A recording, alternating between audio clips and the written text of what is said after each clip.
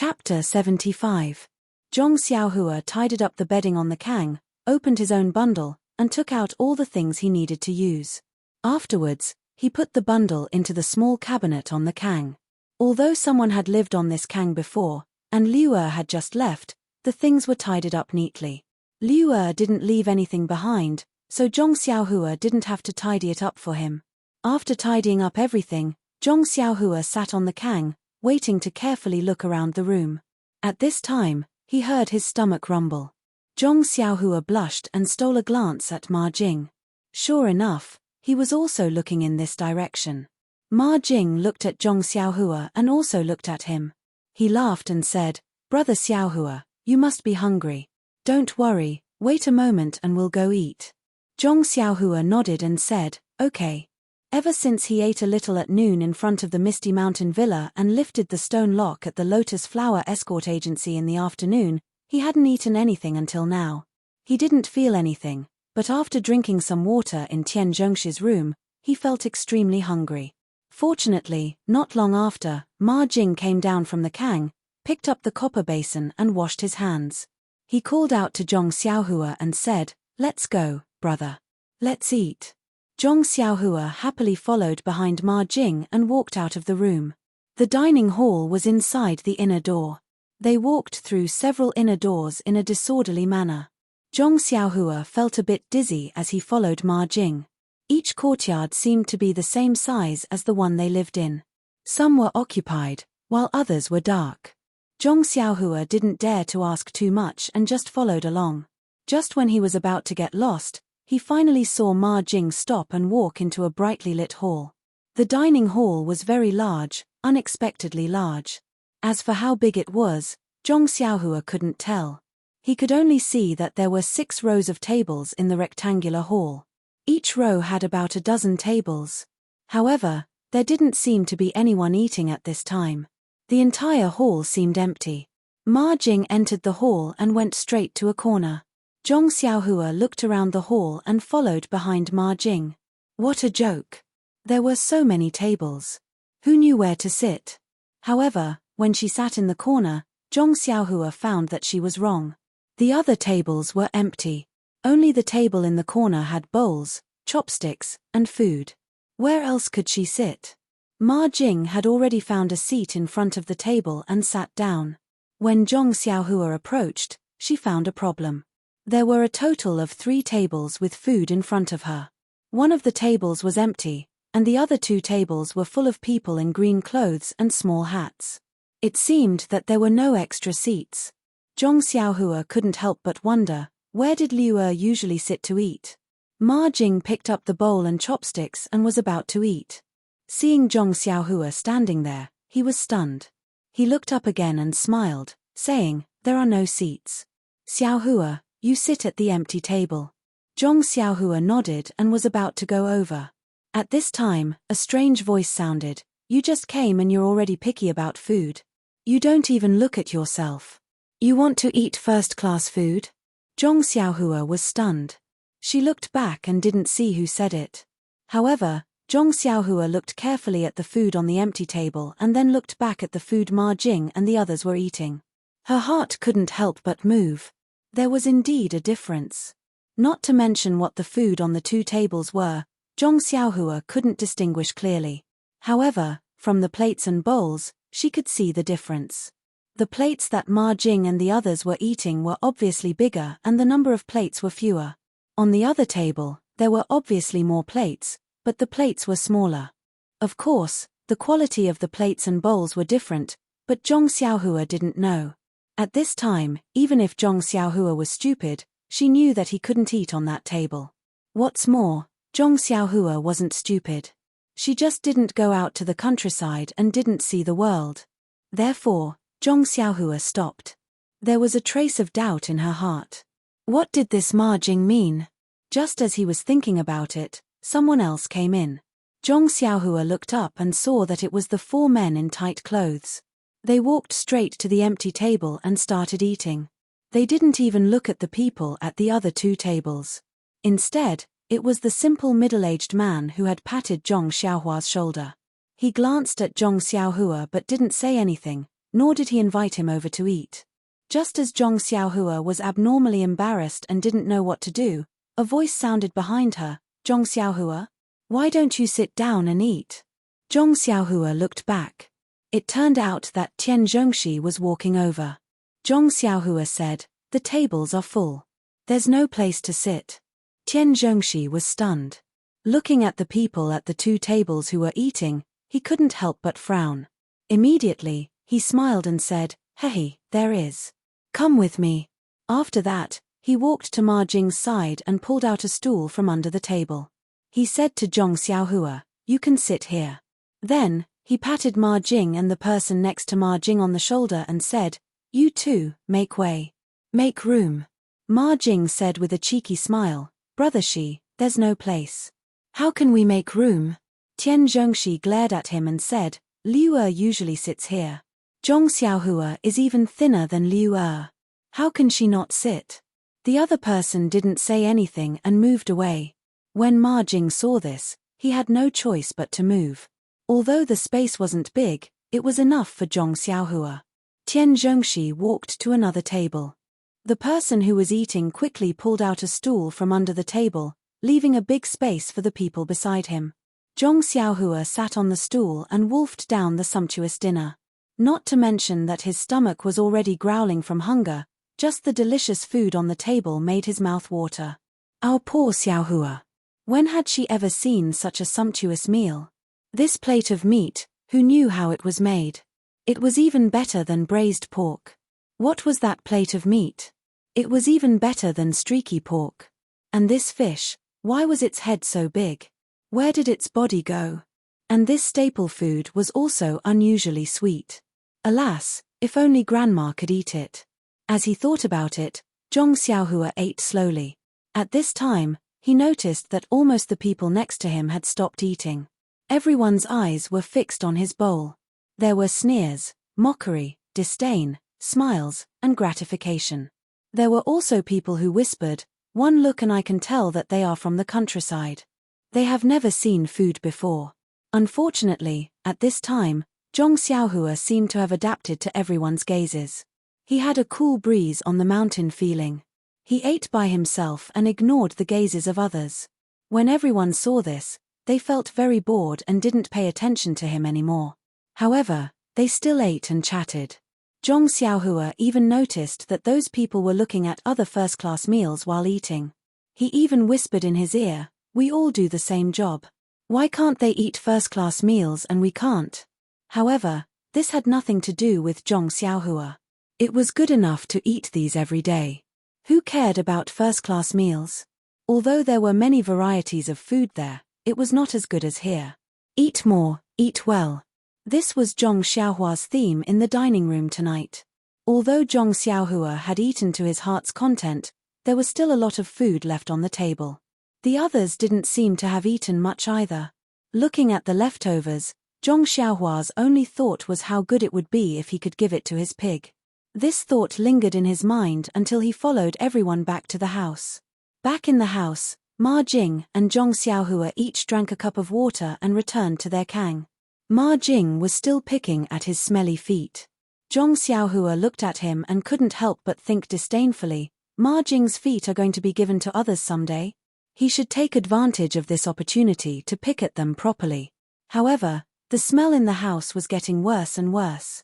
Zhong Xiaohua even thought maliciously whether Liu Er had used his mother's death to corpse escape because of this.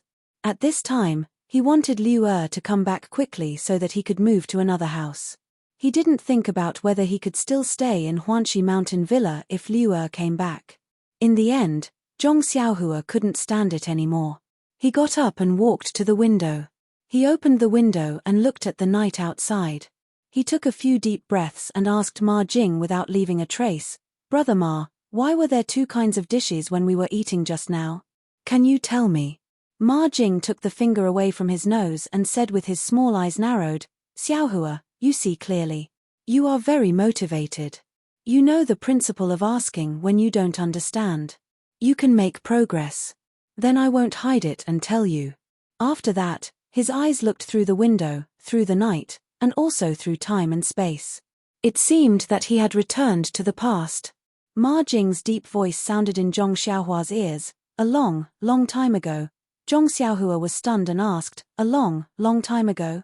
Ma Jing answered, yes, before the new year. Bang! Ma Jing looked at Zhong Xiaohua, who fell, and thought, he is still a child. Even when he falls, he is still handsome. Birds of a feather flock together. Only he is qualified to live in the same house with me. Then he asked with concern, what's wrong? Oh, nothing. I was tripped by your thoughts of traveling through time and space.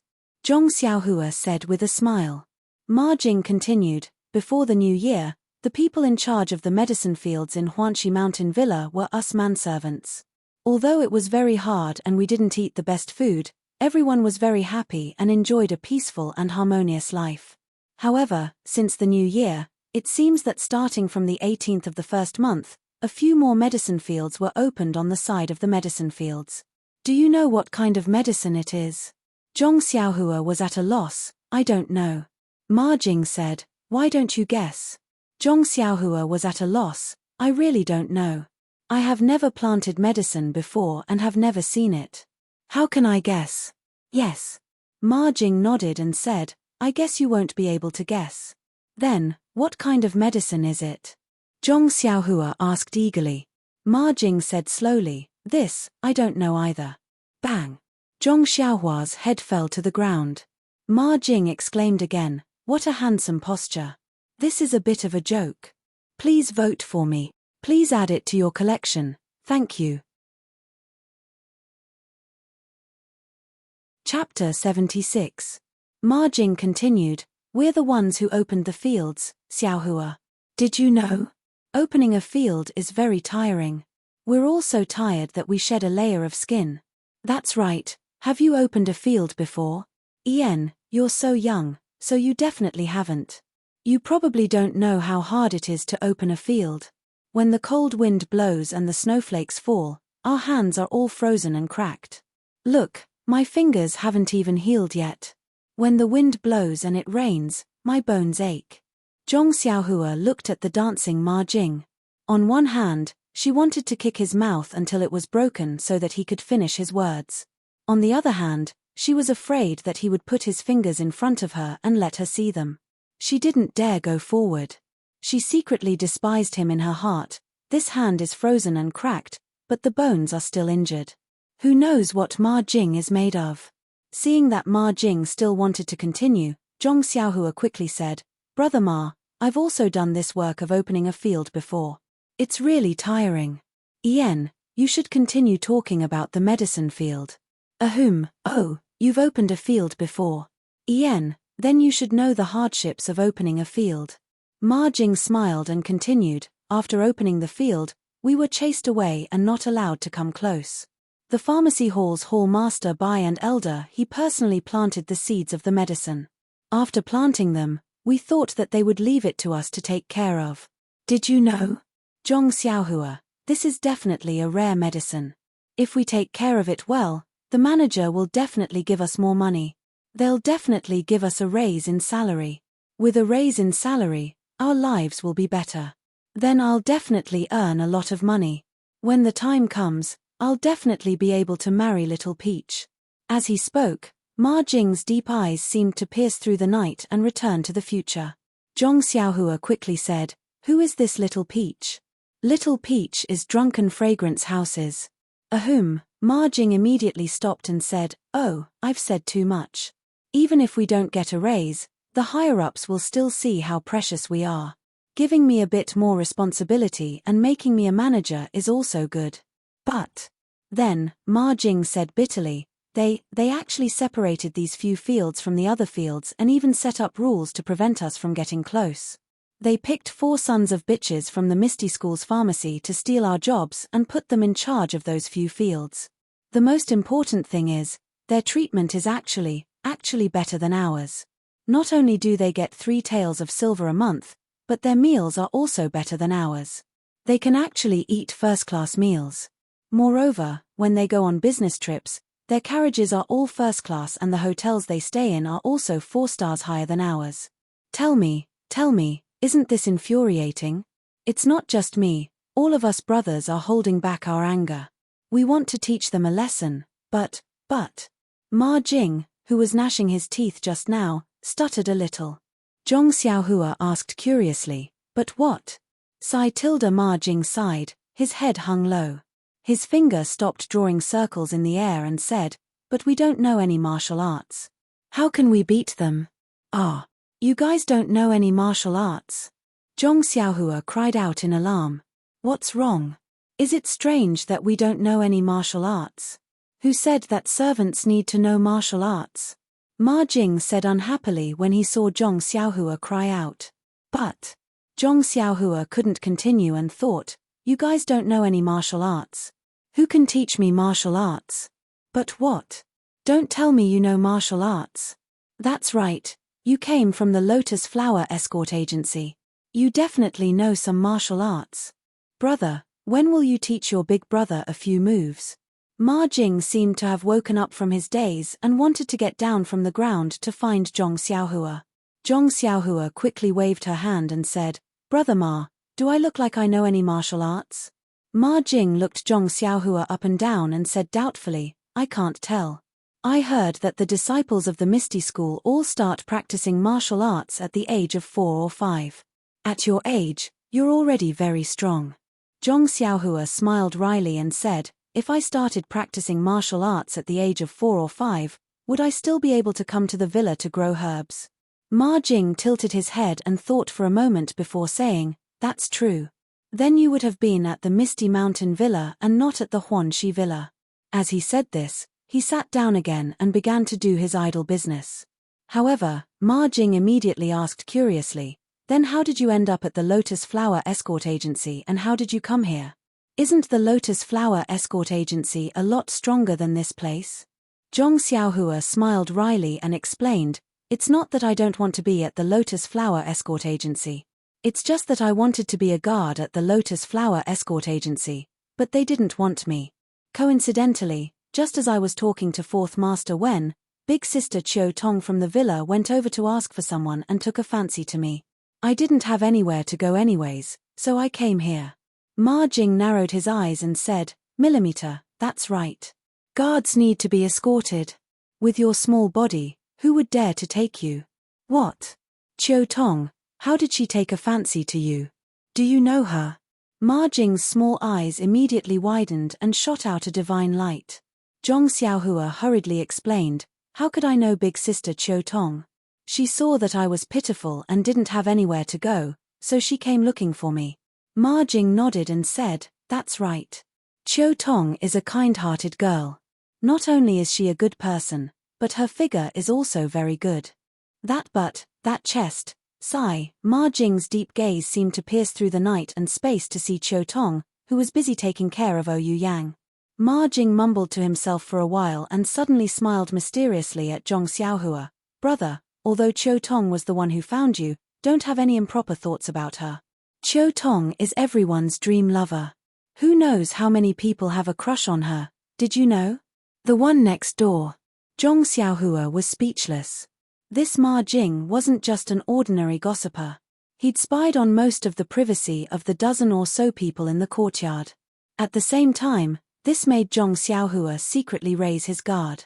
He had to avoid this gossipy man if he had any matters to discuss.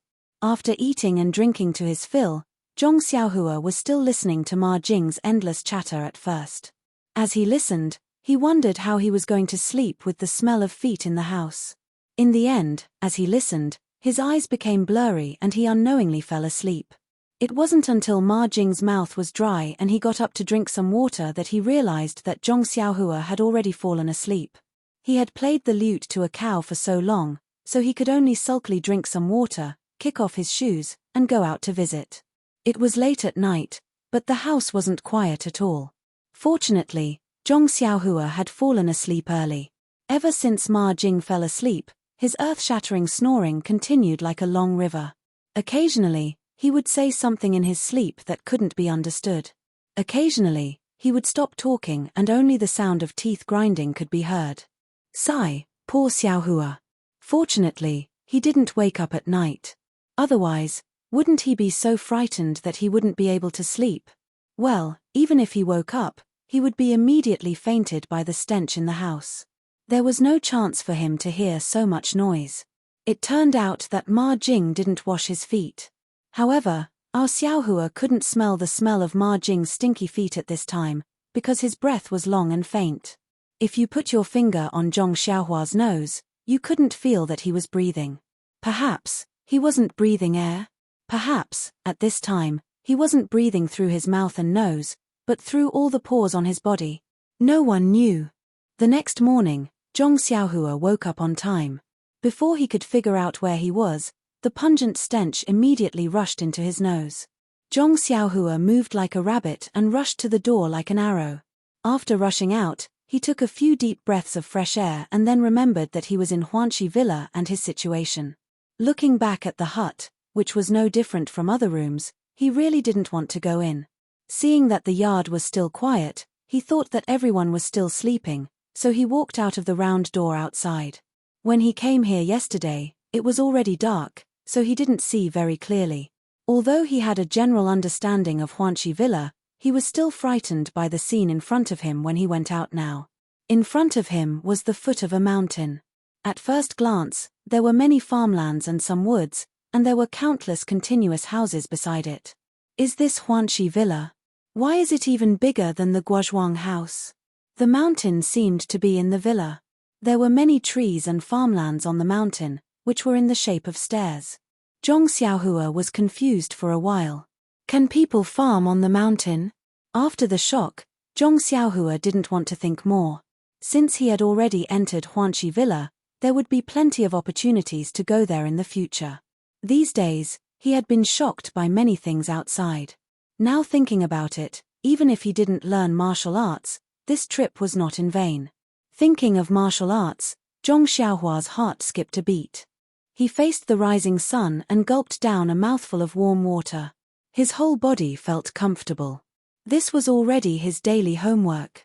After that, he recalled the 6 harmonies fist that he had seen people practice at the Lotus Escort Agency yesterday. He began to practice it one by one. However, after a few moves, he forgot the rest. He racked his brain and tried to think for a while. He forced himself to practice a few more times, but no matter how hard he tried, he could not remember it. Zhong Xiaohua could not help but be annoyed with himself. Could it be that he was not cut out for martial arts? But since my second brother can learn so fast, and I am his brother, I can't be so different from him, right? Zhong Xiaohua painfully thought. When he turned around, he saw a pair of eyes looking at him. It turned out to be the middle-aged man in martial arts yesterday. Zhong Xiaohua hurriedly went over to salute. The man also smiled and saluted back. Then, he walked to the side, took up a posture and began to practice. Zhong Xiaohua didn't know what kind of boxing he was practicing. He only felt that his steps were like dragons and tigers, and his punches were very impressive. Zhong Xiaohua's eyes were full of stars and he was very envious. Not long after, the other 3 people also came out in martial arts clothes. They stood in different positions and began to practice martial arts. Zhong Xiaohua watched from afar. When they finished practicing and returned to the small courtyard, Zhong Xiaohua followed them back. Looking at the backs of the 4 people, Zhong Xiaohua couldn't help but think, if I can have their skills, I should be able to protect my family's safety. But I don't know if they are willing to teach me. Chapter 77. At this time, Zhong Xiaohua already knew that streaky pork wasn't the most delicious thing in the world. Being able to eat streaky pork wasn't his dream, and martial arts was his new streaky pork. However, how to eat this streaky pork still needed to be thought about. Looking at the backs of the 4 people, Zhong Xiaohua couldn't help but think to himself. The courtyard was still as quiet as ever. That bunch of lazy pigs in green robes and hats must still be sleeping. How could they compete with the disciples of the ethereal sect like this? Do they have the strength? Although he had just arrived yesterday, Zhong Xiaohua himself felt that there was no chance. Perhaps they knew that he couldn't do it, so they wanted to satisfy their appetite with their words. However, looking at the small room where he slept last night, Zhong Xiaohua felt a headache coming on. How could Liu have such a roommate? Couldn't he find someone of a higher level? Pinching his nose, Zhong Xiaohua opened the window. Although it was already summer, there was still a cool morning breeze. The dirty smell in the room was gone with the wind. Zhong Xiaohua then slowly walked in. After finding a copper basin to wash his face, Zhong Xiaohua sat on the kang bed and drank some water. At this time, Ma Jing on the opposite side turned over, stretched his waist, and sat up. His mouth said, "Only I know who will wake up first in the dream." Bang! This time, it wasn't Zhong Xiaohua who fell, but the cup that fell on the kang bed. Zhong Xiaohua hurriedly tidied up the bedding on the kang bed, and asked with a wry smile, "Brother Ma, why is it so poetic?" Ma Jing shook his head and said, "It was a dream at night, how is it? Do you think Brother Ma is poetic?" Zhong Xiaohua praised again and again, "Shit is amazing." Breakfast was still eaten in the hall, and the dishes were still different. Zhong Xiaohua already knew the reason, so naturally, he didn't find it strange and ate with relish. The others could not do the same. They mocked and ridiculed them, throwing strange words at them, but the four of them did not seem to hear them at all.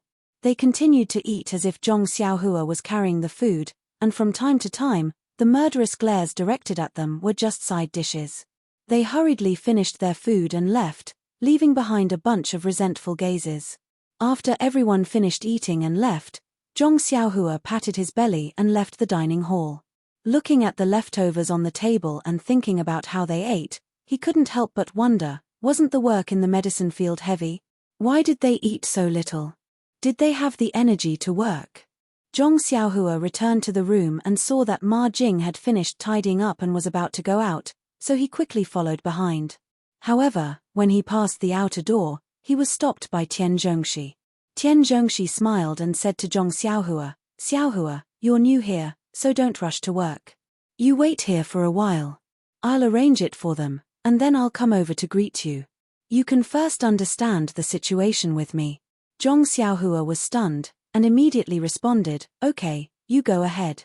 I'll wait here." Seeing Zhong Xiaohua standing at the door, Tian Zhongxi took Ma Jing and the four people who were dressed in neat clothes and left first. Zhong Xiaohua didn't find it strange, but Ma Jing secretly asked Tian Zhongxi, "Brother Shi, can't you just let me take care of Zhong Xiaohua? Why do you have to take care of him personally?" Tian Zhongxi said, although Zhong Xiaohua came from the Lotus Escort Agency, his background and other things haven't been clarified yet. Although it seems that there's no problem, it's better to wait until it's clear. That's what the supervisor said last night. We'll just do as he said. Ma Jing was stunned, and said with a crying face, "Why didn't you say so earlier?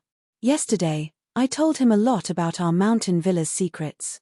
Tian Zhongxi was stunned, and then said with a smile, "What secrets can you know?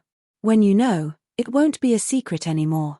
Even I don't know the important secrets of our mountain villa, so how do you know? Don't think too much.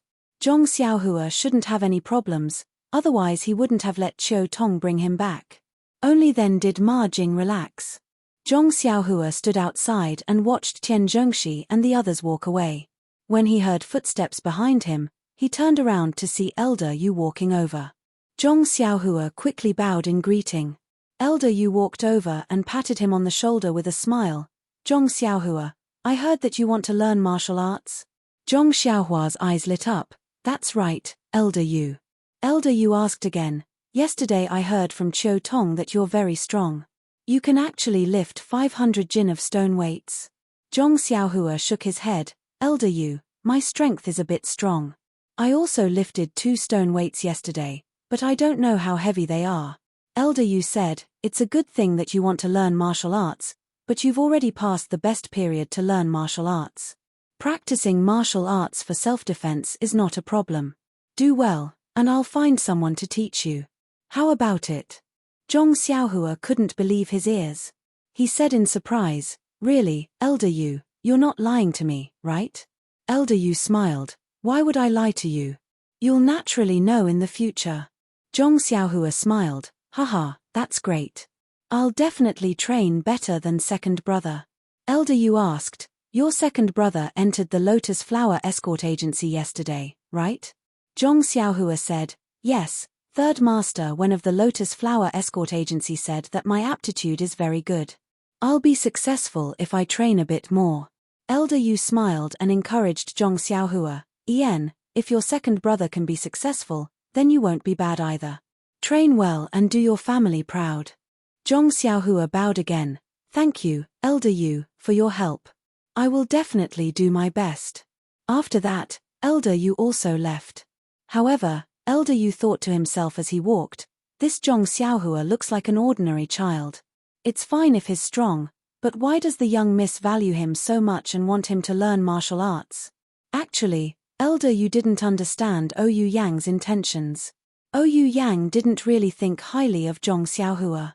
It was just that yesterday, Qiu Tong's love for Zhong Xiaohua had made her think of her own elder brother. She was just casually saying it out of compassion. Besides, it was just a matter of saying a few words for a high and mighty person like her to let a small guard learn some martial arts, let alone a child who had long passed the age of learning martial arts. Zhong Xiaohua stood outside the door and waited for a meal before Tian Zhongxi returned. He brought Zhong Xiaohua around for a stroll. It was just as Ma Jing had said. There were all kinds of strange plants in Huanxi Manor. There were grains, flowers, herbs, and so on. There were different people taking care of them. Tian Zhongxi and the others were in charge of planting these herbs. Tian Zhongxi pointed at the herb field from afar and gave Zhong Xiaohua a rough description of the herbs. Zhong Xiaohua had never seen them before, so she could only memorize them. Fortunately, it was just planting, weeding, and watering. It wasn't much different from taking care of the crops. Zhong Xiaohua had done farm work for a long time at home, so she didn't have to worry about these things. In the next few days, Tian Zhongxi still brought him around and didn't let him do any work. Even when Tian Zhongxi was busy with the herb field and didn't have time to take care of Zhong Xiaohua, he didn't let Zhong Xiaohua do any work. Zhong Xiaohua was very strange. She just watched people practice martial arts in the morning, followed him around during the day, slept under a tree when she had nothing to do, and listened to Ma Jing talk nonsense at night. This simple life was very boring. Zhong Xiaohua had come here to learn martial arts, but he was thrown here instead. Although he had never eaten anything before, and heard things that he had never thought of before, he still felt uncomfortable. Not to mention the stinky feet in the house every night. In the beginning, Zhong Xiaohua also felt embarrassed that she had just arrived. But later, she couldn't stand it anymore. She had to indirectly tell Ma Jing that it would be best if he could wash his feet before sleeping. But that Ma Jing still did things his own way. Don't you think this made Zhong Xiaohua feel vexed? In the end, Zhong Xiaohua had no choice but to open the window to sleep at night for some fresh air. However, it was the same every night before going to sleep. In the morning, Ma Jing would close the window again. The air in the house was still very dirty. Ma Jing must have woken up from the cold at night and got up to close the window himself. That afternoon, Ma Jing mysteriously looked for Zhong Xiaohua and whispered to her, "Xiaohua, do you think my feet are very smelly?" Zhong Xiaohua said embarrassedly, "It's not too smelly, but a little." Ma Jing nodded and said, "I know. From today onwards, you don't have to worry." "Really?" Zhong Xiaohua asked in disbelief. "You've started washing your feet?" "No." Ma Jing shook his head and said, "I just told Brother Shi about this." "Brother Shi said to let you move into his house." "Really? Brother Shi said that to you?" Zhong Xiaohua asked. "Yes, that's right. Brother Shi said that." Ma Jing nodded affirmatively. Zhong Xiaohua said gratefully, "Brother Ma, you're really a good person." "Thank you." Ma Jing chuckled and didn't say anything. He went out to the herb field. In the afternoon, Zhong Xiaohua packed her things, which were the small bag and a roll of bedding. In the small courtyard, the rooms were not locked. In the evening, she put her things on Tian Zhongxi's empty kang bed. Before dinner, Ma Jing and the others came back. They didn't see Tian Zhongxi. Zhong Xiaohua naturally didn't thank Tian Zhongxi and followed Ma Jing and the others to the dining room to eat. While they were eating, Tian Zhongxi came in. He was covered in dust and seemed to have not washed. As soon as he sat down, he picked up the bowl and chopsticks and quickly ate. The person next to him asked softly, "Brother Shi, the water is not ready yet?" Tian Zhongxi was eating and answered vaguely, "Yes, not yet. I still have to do it later." Zhong Xiaohua saw that he was eating in a hurry and didn't dare to go forward immediately. When he was almost done eating and was about to get up to leave, she went forward and said, "Brother Shi, thank you. I put the bedding on the Kang bed first." Tian Zhongxi was stunned and asked, "Thank me for what? Where did you put the bedding?" Zhong Xiaohua said strangely, "Brother Shi, didn't you let me stay in your house? I put my bedding on the empty Kang bed." When Tian Zhongxi heard this, his face darkened and said, "When did I tell you to stay in my house? Can you just enter other people's houses?" After saying that, he didn't wait for Zhong Xiaohua to explain and hurriedly left. "Please add it to your collection, thank you." Chapter 78. Tian Zhongxi's words were like a clap of thunder, shocking Zhong Xiaohua on the spot. What was going on? Zhong Xiaohua looked back at Ma Jing and saw that he was eating happily. It seemed that he had already hidden little Peach in a golden house. The smile on his face was deeply hidden behind the wrinkles of his dark and thin skin. Under the light of the fire in the dining room, the excitement in his eyes could be seen. There was even a flush on his forehead. Zhong Xiaohua seemed to understand something and was furious. Although he was a country boy and had not seen much of the world, he was not someone who could be easily schemed against and bullied. He did not offend Ma Jing. He just advised him to wash his feet and pay attention to hygiene. He was tricked by him and made Tian Zhongxi despise him. This was too hateful. Zhong Xiaohua gritted his teeth and clenched his fists. He walked towards Ma Jing. However, when he just took 2 steps, he saw Ma Jing's fearless look. Suddenly, an idea arose in his mind. It immediately extinguished the burning anger in his heart. If he went over like this, Ma Jing would not admit it. How could he be reasonable? Moreover, these people around him were usually scoundrels. They could tell who was near and who was far away. How could they help him? Besides, even if he went over and beat Ma Jing, what was the result? Could it be that he was driven out before he learned martial arts? The connected questions made Zhong Xiaohua calm down. He stopped and looked at Ma Jing. He did not speak anymore. He returned to his seat and ate quietly. Apart from Ma Jing, the rest of the people in the green robes and small hats were all gossiping among themselves. Naturally, no one paid too much attention to it. But the middle-aged man next to him heard it clearly. He even saw Zhong Xiaohua's later actions clearly. When Zhong Xiaohua sat quietly, he withdrew his gaze and continued to eat. After dinner, Zhong Xiaohua took the things he packed from Tian Zhongxi's room and moved them back to Ma Jing's room. However, Zhong Xiaohua was not stupid enough to ask him face to face why he did so. This night, he did not listen to Ma Jing's nonsense. Instead, he went to the yard and walked slowly, thinking as he walked. Although it was not a big deal, it taught Zhong Xiaohua a very profound lesson. It gave him a very special understanding of the world. Between people, there was not only harmony and hatred, but also many strange things. Different people would do different things. Maybe it was kindness, maybe it was malice, maybe it was just to tease you, maybe it was just to watch the show. In short, there was no way to know a person's heart. Everything had to be carefully considered before one could believe it. Bad people did not all have the face of a bad person. However, every night before going to bed, Zhong Xiaohua would open the window, whether it was sunny or rainy. After a few more days, Zhong Xiaohua's lazy and free life came to an end. Zhong Xiaohua did not like this kind of life that others envied, so he happily accepted the task given to him by Tian Zhongxi. This task might be a little difficult for the group of servants in cyan clothes and hats, but for Zhong Xiaohua, a child who grew up in the field since childhood, it was not a challenge at all. Early in the morning, Zhong Xiaohua wore the cyan clothes and hats brought by Tian Zhongxi and went out with Ma Jing in high spirits. His task was to learn all the work of the herbal field from Ma Jing as soon as possible. Looking at Zhong Xiaohua's happy appearance, Ma Jing could not help but secretly despise him. He was really a country bumpkin. If he did not work for a day, his hands would be itchy. He could only be a farmer for a lifetime. Thinking of the matter of teasing Zhong Xiaohua a few days ago and recalling Zhong Xiaohua's defeated appearance, Ma Jing secretly laughed in his heart.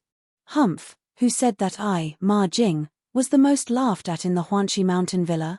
Isn't there another little bumpkin here? Isn't he also played in the palm of my hand? Ma Jing despised Zhong Xiaohua and could also tease him in daily life, but in the herbal field, Ma Jing did not dare to be careless at all. What to do and what to pay attention to, he meticulously told Zhong Xiaohua.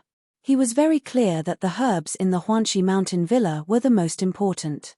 At this moment, he made a little trouble for Zhong Xiaohua or neglected to mention a little.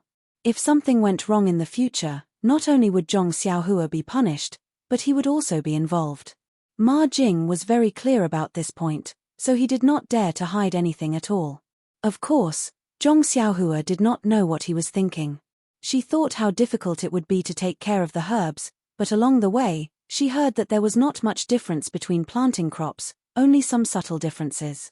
So she wrote it down in detail. She also took a small medicine hoe and medicine shovel and followed Ma Jing to loosen the soil and shovel the grass. It was easy. After a day, when Ma Jing asked, Zhong Xiaohua's answer was very satisfactory.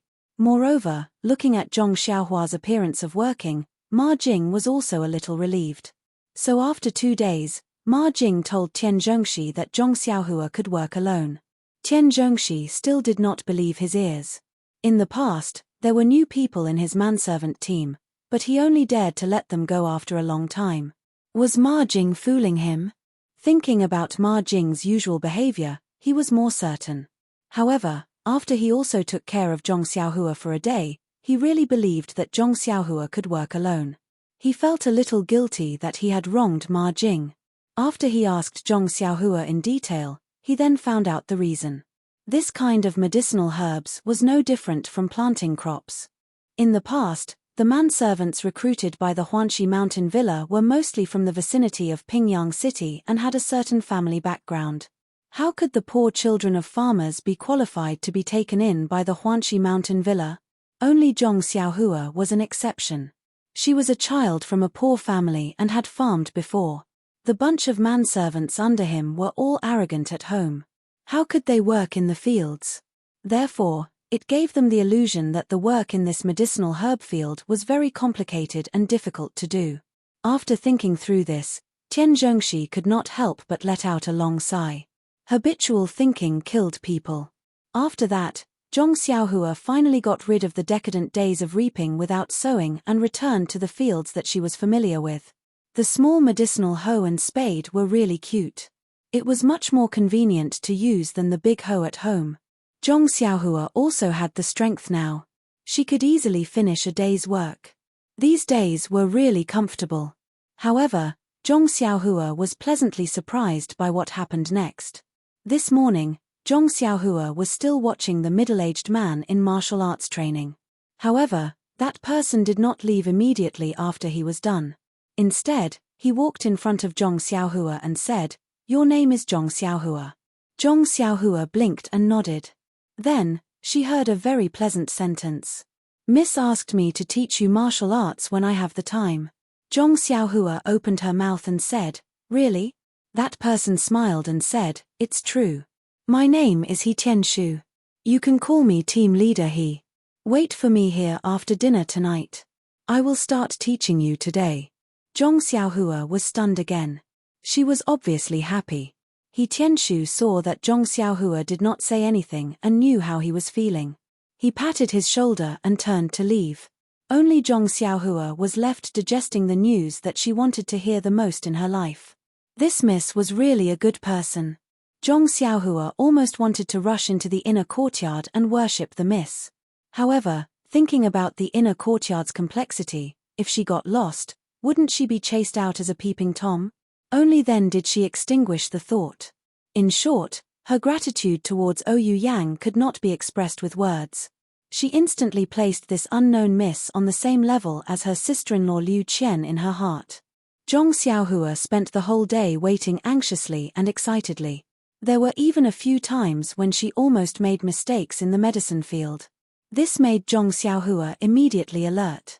How could she forget about this small beginning? Calm down, calm down. Zhong Xiaohua warned herself as she worked hard. From time to time, she would raise her head to look at the sky. Why was the sun going so slowly today? In the torment, the sun finally set in the west. Tian Zhongshi's shout came from afar. Zhong Xiaohua immediately rushed out of the medicine field.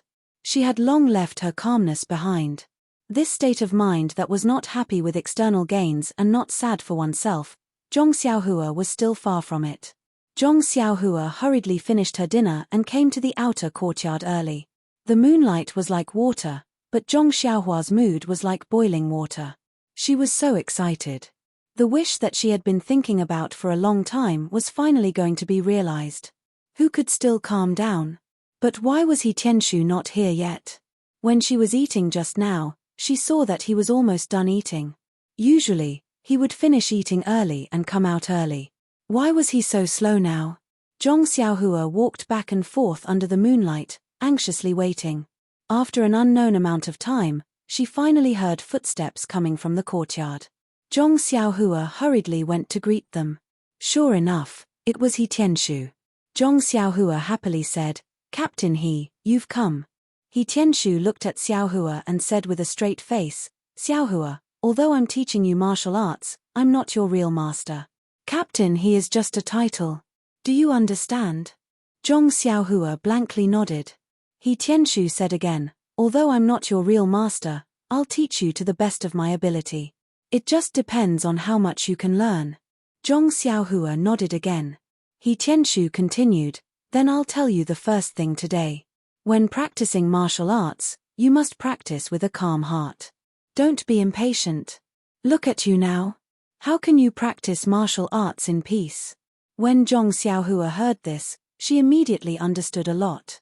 Yes, what had she become today? She was completely dazzled by this good news.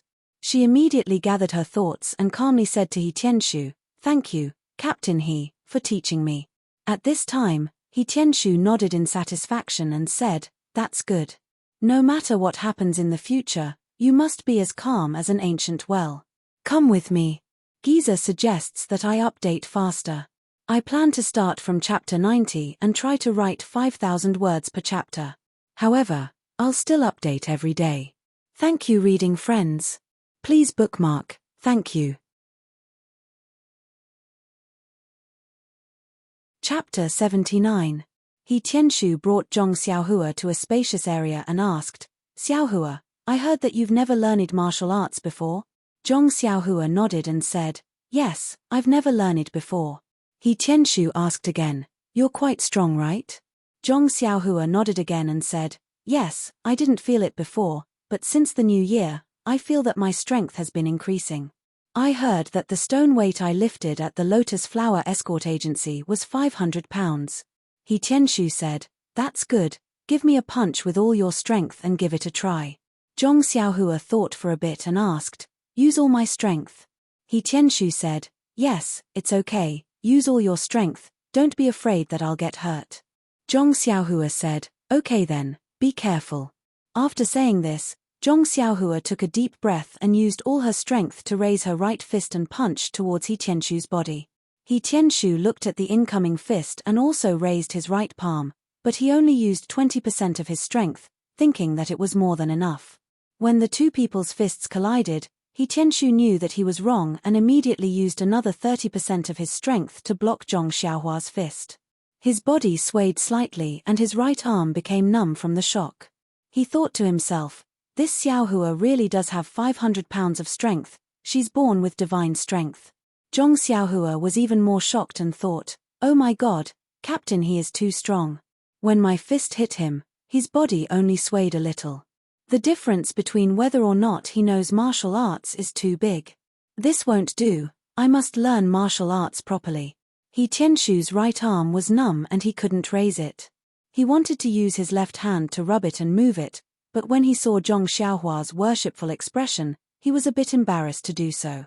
He could only secretly frown and praise Zhong Xiaohua. "Not bad, Xiaohua, your strength is not small." Then he patted Zhong Xiaohua's shoulder and moved his shoulders without a trace, saying, "Now I'll officially start teaching you martial arts." Zhong Xiaohua nodded excitedly. "Thank you, Captain He." He Tianshu smiled, then got into a horse stance and said, "Watch my posture and learn from me. This is called the horse stance. Come, you two." Zhong Xiaohua carefully looked at He Tianshu's posture and imitated him in the horse stance. He Tianshu stood up and pointed out a few of Zhong Xiaohua's mistakes. He then said, "Good, you did a good job. From now on, you will practice the horse stance for 2 hours every morning and night. Today, you can do it first. I will come over later to take a look." After saying that, he patted his butt and left. Zhong Xiaohua's head was filled with confusion. She kept shouting in her heart, "Practice martial arts, practice martial arts, I want to practice martial arts, I want to practice martial arts. How can you just let me do this posture and you run away?" As He Tianshu walked through the door, he turned around to look at Zhong Xiaohua in the horse stance. He took a big stride and jumped into the shadow of the wall. He swung his arms with all his strength and sucked in a breath of cold air. He thought to himself, "This brat, where did he get so much strength from? Judging from his strength, it should be more than 500 pounds. Ari, careless, careless, I almost made a fool of myself. The ancients said, even a boat can capsize in a ditch. Next time, I have to be more careful. Aya, what careful? Next time, I definitely won't give him this chance. I have to think of a way to beat this brat up. I'll let him stand like this for now and reduce his prestige. I'll let him stand until his waist and legs are sore." He stuck out his head with lingering fear and looked at Zhong Xiaohua. Only then did he pull himself together and walk back to his hut. Under the light, looking at the bruise on the lower part of his palm, He Tianshu could not help feeling a little stunned. He took some medicinal wine and slowly rubbed it. At the same time, he thought to himself, "To be honest, when Miss Oyu told me about this, I didn't care at all. This Zhong Xiaohua was a simple and honest good boy who had not seen the world and was teased by the manservant in the villa. I also saw it in my heart, so I inevitably sympathized with him. But that was human nature. Moreover, in his view, Zhong Xiaohua was a manservant in the villa and had nothing to do with me. I just sympathized with him because I didn't have the good style of meddling in other people's business." Although there was no precedent in Huanxi Villa to teach a manservant martial arts, the master of the villa said that he could just do it casually. Who didn't know the superficial skills? Everyone would have the vanity of being a teacher, so there was nothing wrong with giving some pointers. However, Oyu Yang seemed to have seen through his thoughts, but she didn't say it clearly. She just told him that Zhong Xiaohua had the strength of 250 jin with one arm. Thinking of his disapproving expression at that time, He Tianshu couldn't help but feel ashamed of his arrogance. Although hearsay was wrong, it was not desirable for a frog at the bottom of a well to take things for granted. Therefore, after thinking about it, He Tianshu temporarily cancelled the idea of teaching Zhong Xiaohua martial arts directly. Instead, he let him practice the horse stance first and lay a good foundation for learning martial arts. Presumably, this was the real idea of the master of the villa. Otherwise, he could have found a subordinate to teach him directly. Why did he have to do it himself? Looking at the time, He Tianshu was about to get up and take a look at Zhong Xiaohua's pitiful appearance. Thinking back to the first time he performed the horse stance, he still felt a lingering fear. Just as he got up, he changed his mind and sat down again. He rubbed his already fine palm and laughed. Let Zhong Xiaohua perform the horse stance for a while longer. How dare he embarrass himself? If he didn't vent his anger, how could he be his master? However, he didn't think about who asked him to use all his strength. He was careless and only used 50% of his strength. After the time it took to smoke a cigarette, He Tianshu was a little ashamed. Forget it, he should hurry up. It was the child's first time learning martial arts. He shouldn't dispel his enthusiasm after just one time.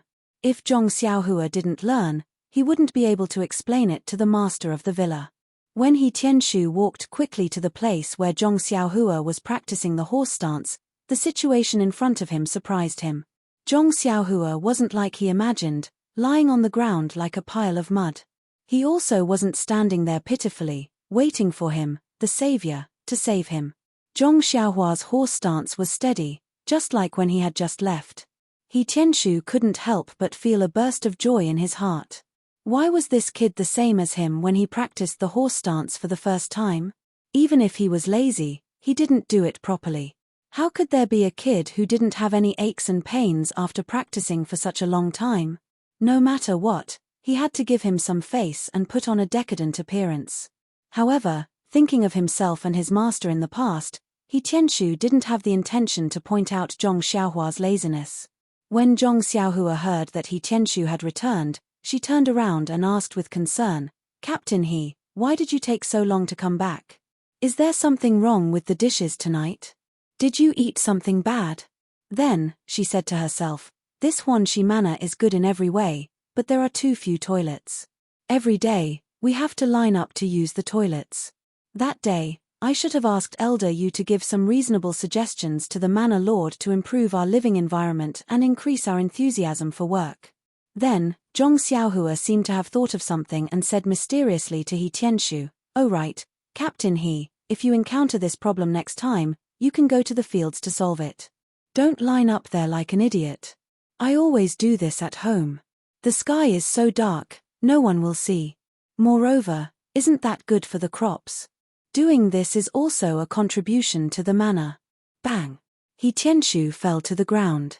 Zhong Xiaohua hurriedly asked, Captain He, what happened?"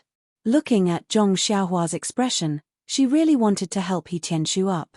However, without He Tianshu's instructions, she still remained in the horse stance and didn't dare to get up. He Tianshu jumped up from the ground like a carp and said in a bad mood, "It's nothing, I just stepped on dog poop." Zhong Xiaohua suddenly understood and said, "Oh, I see. This dog is too much. Why doesn't it know how to poop in the fields? It would save people the trouble of picking it up. Oh right, Captain He, your posture just now was so cool. When can you teach me?" He Tianshu smiled and said, "No problem, this is called a carp jumping up. I'll teach you one day." Zhong Xiaohua was stunned. "I'm talking about the posture when you fell just now. That's called a carp jumping up. This name is really strange." He Tianshu was also stunned. He Tianshu walked in front of Zhong Xiaohua and carefully looked at her from top to bottom, left to right, front to back, and said to her with a smile, "Xiaohua, your memory is not bad. You were lazy for so long just now, but your posture is exactly the same as mine. Not bad, a genius has fallen from the sky. All right, that's all for today. We'll continue tomorrow morning." After saying that, he didn't wait for Zhong Xiaohua to speak and turned to leave, yawning as he walked. When Zhong Xiaohua heard this, she quickly got up and said with grievance, "Captain He, I wasn't lazy. I really wasn't." He Tianshu thought to himself, "This kid, even his answer is as cool as mine in the past. He's a promising talent." He didn't turn around and asked, "Are your legs sore? Can you still walk now?" After saying that, she quickened her pace and ran back to her room. As she walked, she thought, the feeling of being a teacher is really satisfying. Back then, did Master smile like this in his heart as he went back to his room? Leaving her blushing, she slowly slipped back to her room. When she thought about how she was exposed for being lazy, she was so shy that she didn't dare to raise her head, afraid that Master would see. When she got back to her room, she let out a sigh of relief. Now that I think about it, Master had already found out, but just didn't punish me. It's also because of this that I worked hard and stood out. Looks like I did the right thing today. Tomorrow morning, Zhong Xiaohua will definitely be like me back then, working hard and no longer being lazy. However, He Tianshu didn't hear Zhong Xiaohua's different answer. "My legs are sore." "My legs aren't sore, Captain He. I'm not tired at all. Of course I can walk." "Hey, Captain He, don't run. Didn't you say you were going to teach me martial arts? Hurry up and teach me boxing. I'm really not tired. I can still do boxing." Unfortunately, He Tianshu didn't hear it. While Zhong Xiaohua was praising what a cool Qinggong, he slipped back to his room, leaving Zhong Xiaohua to walk back to his room in confusion. He continued his battle with smelly feet at night. Please add it to your collection, thank you. Chapter 80. The next morning, the sky was gloomy, but Zhong Xiaohua's mood was bright and sunny. Early in the morning, Zhong Xiaohua arrived at the place where she practiced the horse stance last night. She thought happily in her heart that it was time to teach her boxing today. After waiting for a while, He Tianshu came over. Seeing that Zhong Xiaohua was already standing there, he was very happy. He nodded and said, Zhong Xiaohua, you're really not bad. You woke up early. That's good, let's start today. Zhong Xiaohua asked, what boxing technique are you going to teach me today? He Tianshu was stunned. Boxing technique? He, don't be in a hurry. First practice the horse stance well. The horse stance is the foundation of boxing. If you don't practice the horse stance well, your lower body won't be stable. As the saying goes, if you want to practice martial arts, first practice the horse stance or practice the horse stance for 3 years. Once your lower body is stable, it'll be easy to learn anything. Zhong Xiaohua opened her mouth wide. What? I have to practice the horse stance for 3 years. What else can I learn? Right, what's the lower body? He Tianshu smiled and said, 3 years is just a metaphor, but it's also possible that you have to learn the horse stance while practicing boxing. Anyway, if you don't practice the horse stance well, it won't be easy to master boxing. The lower part refers to the area below your waist. Only when your legs are stable can you not be at a disadvantage in a fight. Oh right, didn't you see how you punched me yesterday? Although you used a lot of strength, you didn't notice my legs, right? I used the horse stance at the last minute. Didn't you feel that I was standing very steadily yesterday? That's right. If the lower body is floaty and your punch makes me retreat, you'll have the upper hand. If you continue to fight, you'll be suppressing me. If I want to take the upper hand and beat you, it'll be very difficult. Do you understand? Zhong Xiaohua nodded as if she didn't fully understand. Then, she asked weakly, Captain He, what's the upper hand? He Tianshu immediately assumed the horse stance and stood there firmly, saying, that's a good question, but I won't answer it today. You'll slowly understand it in the future. Alright, let's begin today's lesson. Zhong Xiaohua, continue assuming the horse stance, the same stance I taught you yesterday. Continue. Of course, it's difficult at the beginning, but you must persevere. Don't think about slacking off. At the beginning, you only need to persevere for the time it takes to brew a cup of tea. Take a rest, then continue. If you can persevere for 1 or 2 months and persevere for a meal, or even better, then I can teach you fist techniques. Zhong Xiaohua said in surprise, Captain He, you said that I can hold it for a meal's time? He Tianshu nodded and asked curiously, yes, what's wrong? Practice. He Tianshu was to practice. Captain He Tianshu's is. Master He Tianshu understood, and said with a smile, it doesn't matter if it's breakfast or dinner. You have to do it to my satisfaction. Zhong Xiaohua said resentfully, okay, I got it. I'll do the horse stance for you now.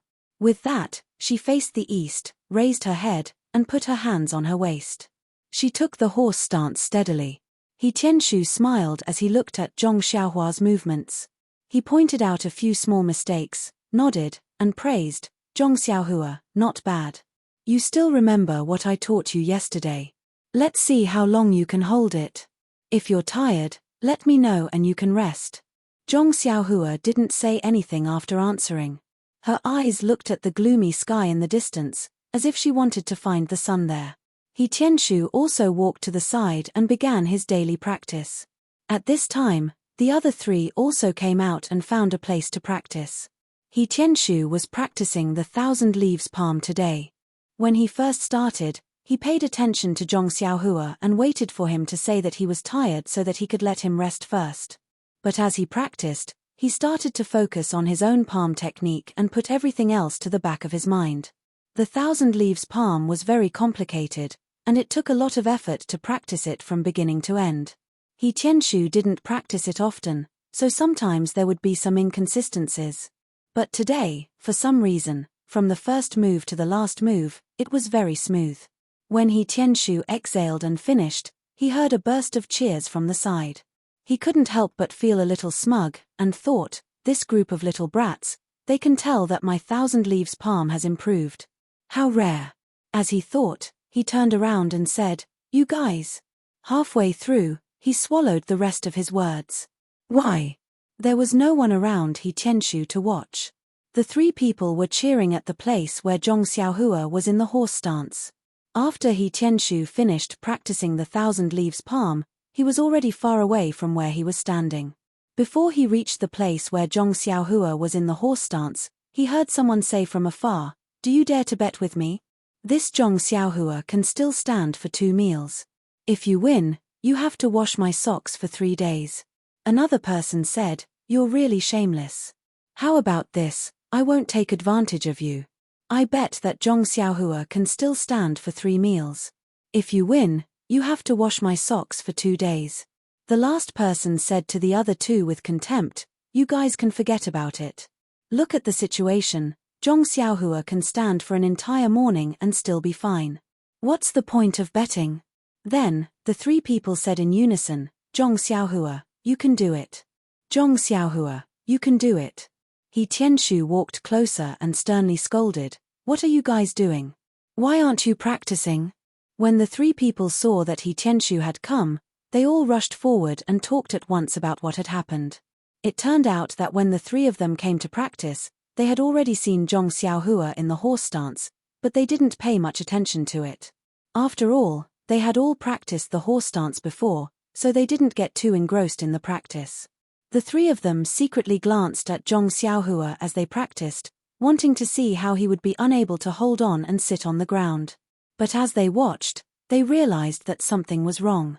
Zhong Xiaohua wasn't like them when they first started practicing the horse stance, where the horse stance got lower and lower until he finally sat on the ground.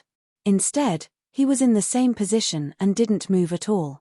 It was as if he had been in the same position for 3 years. The 3 of them watched and stopped practicing. They looked at each other and gathered around Zhong Xiaohua to ask about Zhong Xiaohua's situation.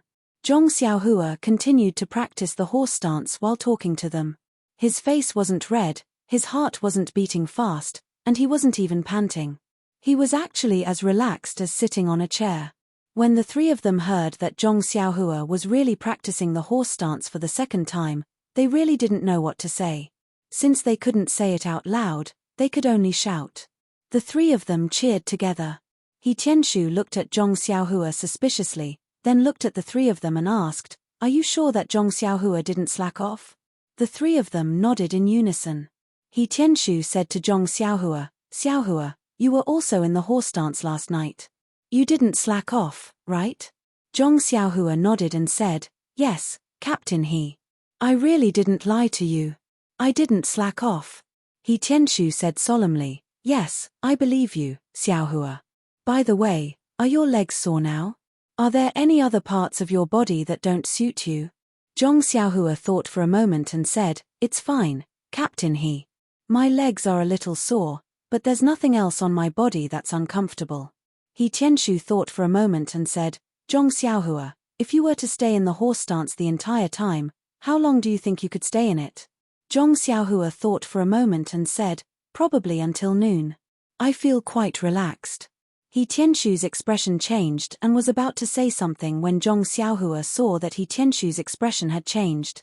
She quickly said, "Captain He, if I persevere a little longer, I can still stay in it for a little longer. It's not impossible for me to persevere until night time. This way, you should be able to teach me martial arts." He Tianshu's expression became even more gloomy as he asked sternly, "Zhong Xiaohua, tell me the truth. Have you really never practiced martial arts before? Have you never practiced the horse stance before?" Zhong Xiaohua was still in the horse stance and didn't dare to move. She said anxiously, "It's true, Captain He. Before I met you, I really didn't practice martial arts. This is the first time I've heard you talk about the horse stance."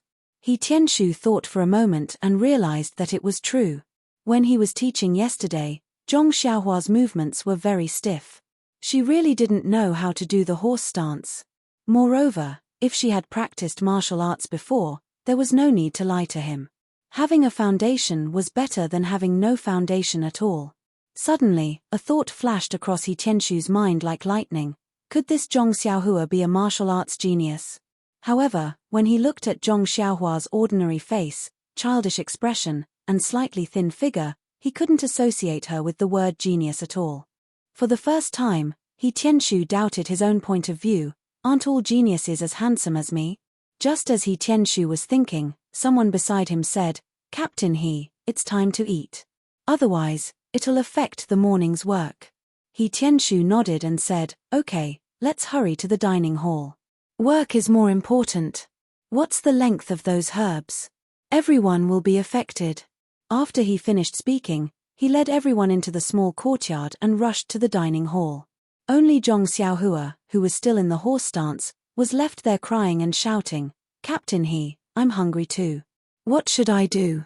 He Tianshu, who had already run to the small courtyard, slapped his head and said, I forgot about Zhong Xiaohua. He quickly turned around and shouted, Xiaohua tilde, I'll let you pass.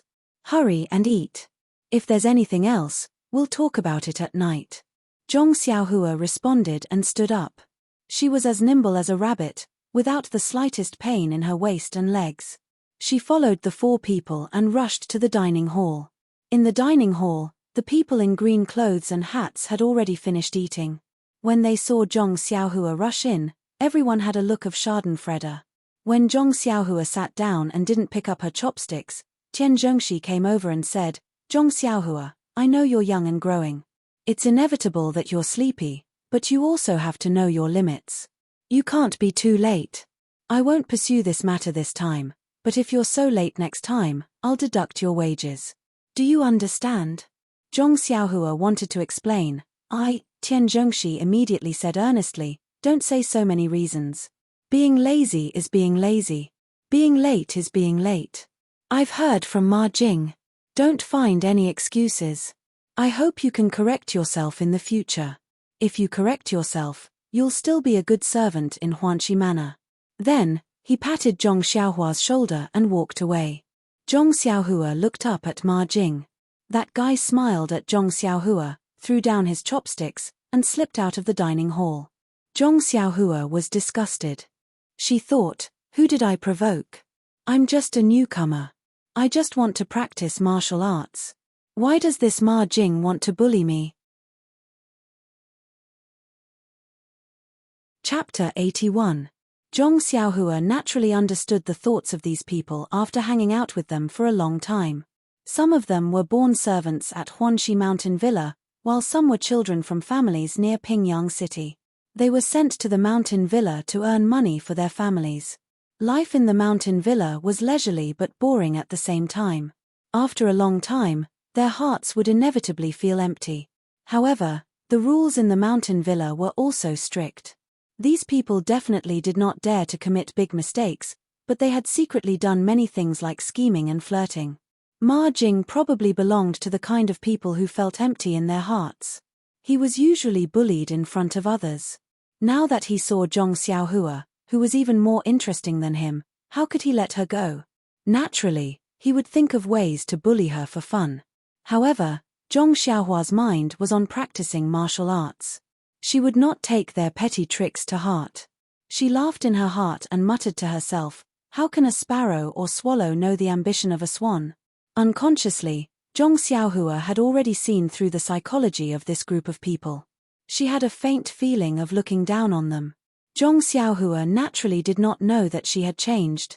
In fact, most of the changes in one's body were usually seen clearly by others, but not by oneself. Thinking 3 times a day was the work of a saint. Zhong Xiaohua only knew that she disdained to play these tricks with Ma Jing. This gloomy day, Zhong Xiaohua had a very fulfilling time. She was busy here and there. Her excited mood yesterday had already calmed down. Although it was only a night, the greater the expectation, the greater the disappointment. She did not expect that the martial arts practice that she had been thinking about day and night would start with practicing the horse stance. She had guessed the process but not the beginning. However, this horse stance was too easy. How could it be called practicing martial arts? Since she had already seen the shadow of practicing martial arts, Zhong Xiaohua naturally threw away the burden in her heart and waited wholeheartedly for He Tianshu's arrangement. In contrast to Zhong Xiaohua's leisurely mood, He Tianshu was in a completely different mood. Yesterday, He Tianshu did not take the matter of Zhong Xiaohua practicing martial arts seriously. He thought that it was just a small wave in life that would subside after a while. However, ever since he saw Zhong Xiaohua practicing the horse stance in the morning, He Tianshu's heart was in turmoil. Although Tian Zhongxi and the other manservants were especially envious of He Tianshu's treatment and looked up to their lives, He Tianshu himself was also full of bitterness and did not know how to vent it. Where there were people, there would be conflicts. Where there were conflicts, there would be scheming. The scheming of the disciples of the Misty School was actually not much different from the scheming of the manservants. This He Tianshu seemed to be the sacrifice of this struggle. It was simple to say. Needless to say, the top figures of the Misty School aside, there were plenty of low-level disciples like He Tianshu in the sect. These people were also divided into numerous private factions according to their own likes and dislikes, personality rejection and other reasons. To survive in this kind of faction, the most important thing was naturally martial arts. With first-class martial arts, not only did they not need to rely on others, but they could also stretch out their legs and let others hug them. Without martial arts, they could only rely on their own interpersonal relationships. Jianghu people were not nobler than ordinary people. When it came to interpersonal relationships, they were all the same. As long as there was a relationship, it was valuable in Jianghu, in the sect, and in the mortal world. As for He Tianshu, his martial arts were ordinary, and his personality was also ordinary. There was nothing to be proud of, and in terms of interpersonal relationships, he was even worse. He did not know how to flatter others, nor did he know how to curry favor with others. Therefore, in the sect, he only had a few good friends who drank and drank. Usually, he could drink and brag, but other than that, there was nothing good about him. Look, the medicinal field in the Huanxi Manor needed people to take care of it. Of course it was He Tianshu, who was not loved by his uncle or grandma.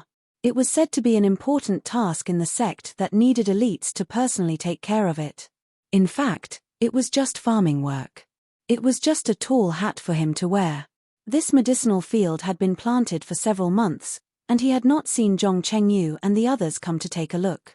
How could it be considered important?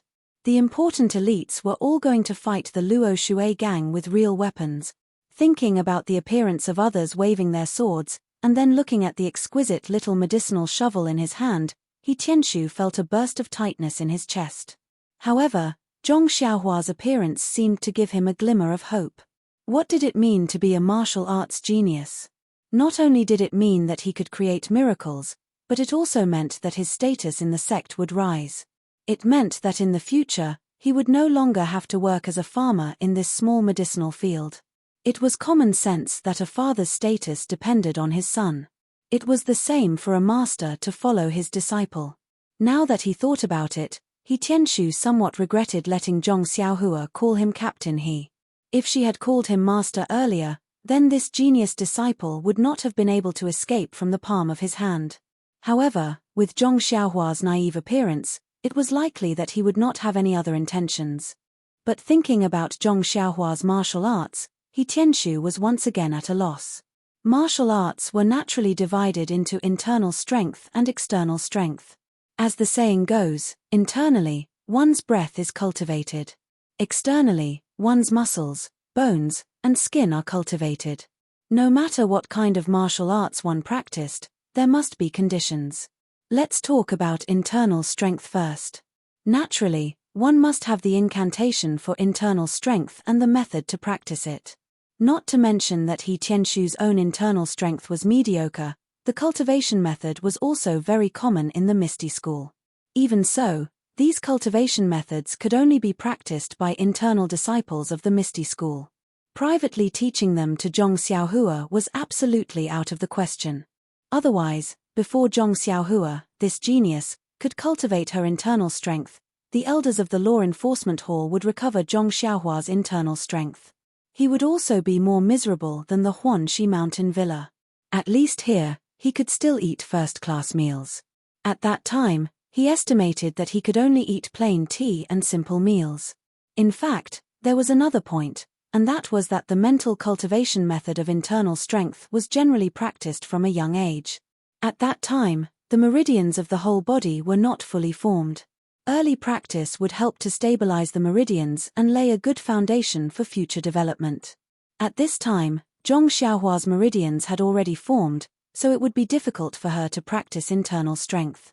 Therefore, for the time being, He Tianshu didn't think too much about internal strength. The only thing left was external strength. When external strength was practiced to a certain extent, it could reach the effect of external strength. It wouldn't necessarily be at a disadvantage when fighting with an internal expert. For example, the external expert Shenyo from the Misty School was younger than He Tianshu, but his achievements were far beyond He Tianshu's. However, there were also conditions to practice external martial arts. When Shenyo was young, he was also tall and big. His muscles were not comparable to ordinary people. This Zhong Xiaohua didn't seem to have that kind of capital.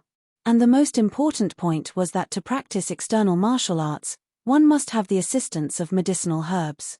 Think about it. Don't external martial arts practitioners use external forces to stimulate their bodies to make their bodies strong? After the stimulation, the body not only needed to be nourished with medicinal herbs, but also relied on medicinal herbs to recuperate. This treatment and recuperation could effectively improve one's skills. Otherwise, if you only relied on external forces to stimulate your body, then you could only wait for others to collect your corpse. It was simply impossible to enter Jianghu. Although Shenyo was powerful, he relied on mountains of medicinal herbs. Otherwise, why would there be the saying, the poor study while the rich study martial arts? It also made sense. Thinking of this, He Tianshu also had a headache. Huanqi Villa had piles of medicinal herbs, but they were all from the Misty School. They were not He Tianshu's own. He didn't have any courage to take them. Besides, if a pile of medicinal herbs could work, he could secretly use them. But this was not a pile of medicinal herbs that could work. He couldn't steal medicinal herbs every day. With so many worries, could He Tianshu really calm down?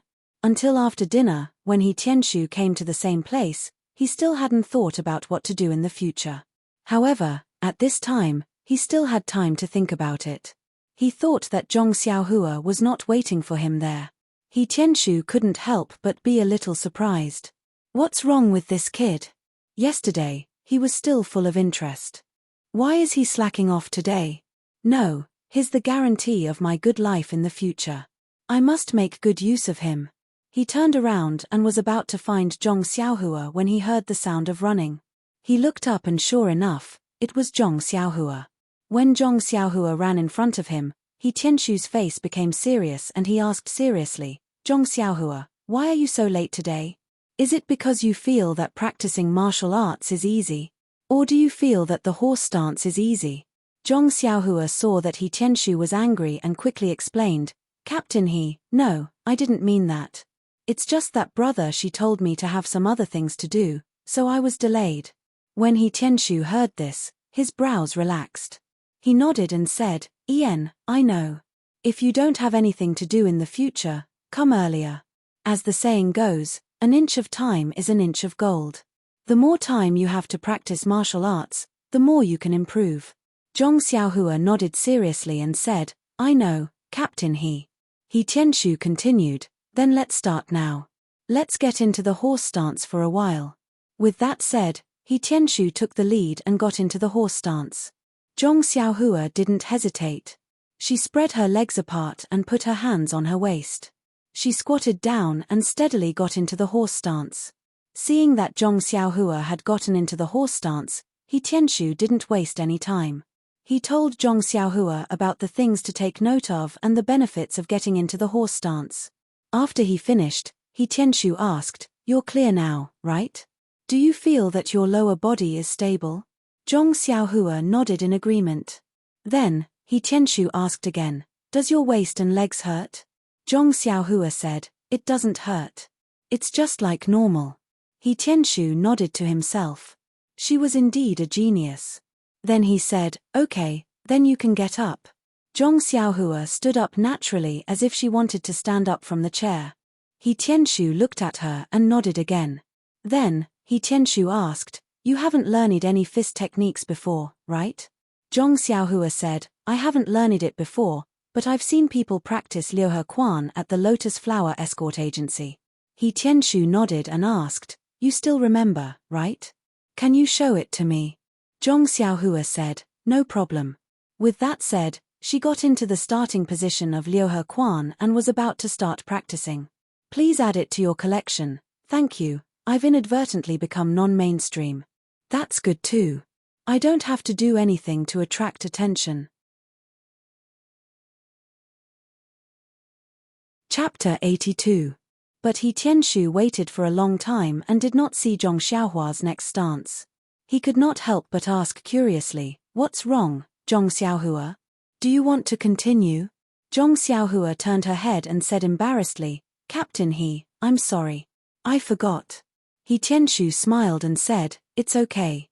This Liuhe fist is a very complicated fist technique. It's normal that you can't remember it. Just pretend that you didn't see it. Today, I'll teach you a simple Luohan fist. Watch me do it once." With that said, he got into a stance and performed the entire set of Luohan fist once. Then, he asked Zhong Xiaohua, "Do you understand?" Zhong Xiaohua shook her head and said, "You were too fast. I couldn't see it clearly." He Tianshu smiled and slowly performed a simple set of Luohan fist once again. Then, he said to Zhong Xiaohua, "Did you see it clearly?" Zhong Xiaohua nodded and said, "I saw it clearly." He Tianshu asked, "Can you show it to me?" Zhong Xiaohua shook her head again and said, "I didn't remember it." He Tianshu nodded and said, "Then I'll do it again. Follow me and learn." With that said, without waiting for Zhong Xiaohua to agree, he got into a stance again and started to practice slowly. Zhong Xiaohua, who was beside him, also slowly learned from He Tianshu. She started to practice one move after another. When He Tianshu was done, Zhong Xiaohua had also finished learning. He Tianshu asked again, "How is it? Can you remember it?" Zhong Xiaohua closed her eyes and thought for a while, then said, "Captain can you let me practice it with you again?" He Tianshu said, "Okay." Then, he slowly practiced it again. It was even slower than before. Zhong Xiaohua followed him and practiced it again. He Tianshu saw that Zhong Xiaohua had finished learning and said, "Zhong Xiaohua, practice it again." "Let me see."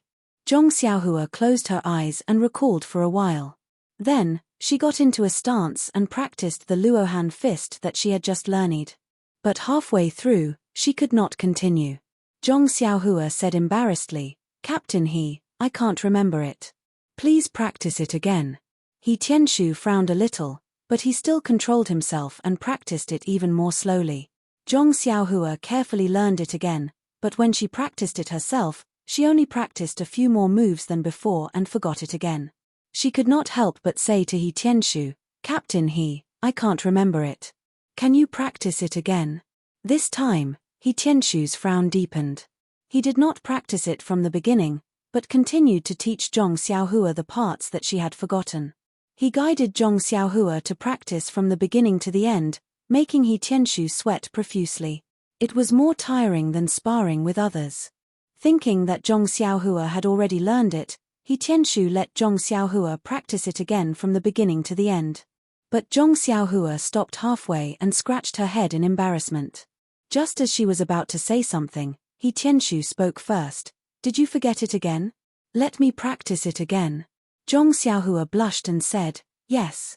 He Tianshu sighed and said, "This is the last time." Then, starting from the moves that Zhong Xiaohua had forgotten, he taught her the moves one by one. Only then did he let out a sigh of relief and said, "You've learned it, right?" Zhong Xiaohua nodded vigorously. He Tianshu said, "Then let's begin." Thus, Zhong Xiaohua picked up the starting stance of the Arhat fist again and practiced it seriously. Luckily, when she reached the parts that she had forgotten last time, she did not stop, but went through them smoothly. But good things did not last long. After another 2 or 3 moves, Zhong Xiaohua stopped again. She peeked at He Tianshu and wanted to say something, but the poor He Tianshu was driven crazy and spoke first. "Did you forget it again? Let me practice it again."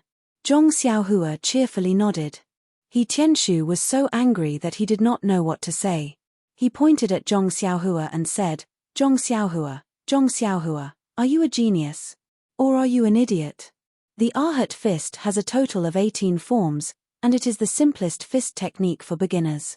Geniuses can learn it once, and those who are slightly smarter can learn it again. The average person can learn it on the third try. Even for me, my master said that I was as stupid as an ox. I was able to complete the entire set of the Arhat fist on the fourth try. This is the fifth time, how can you still only know 11 forms? Zhong Xiaohua carefully said, Captain you've made a mistake. You practiced it 6 times. He Tianshu ignored him and continued to say, when other people learn martial arts, the most difficult part is the horse stance.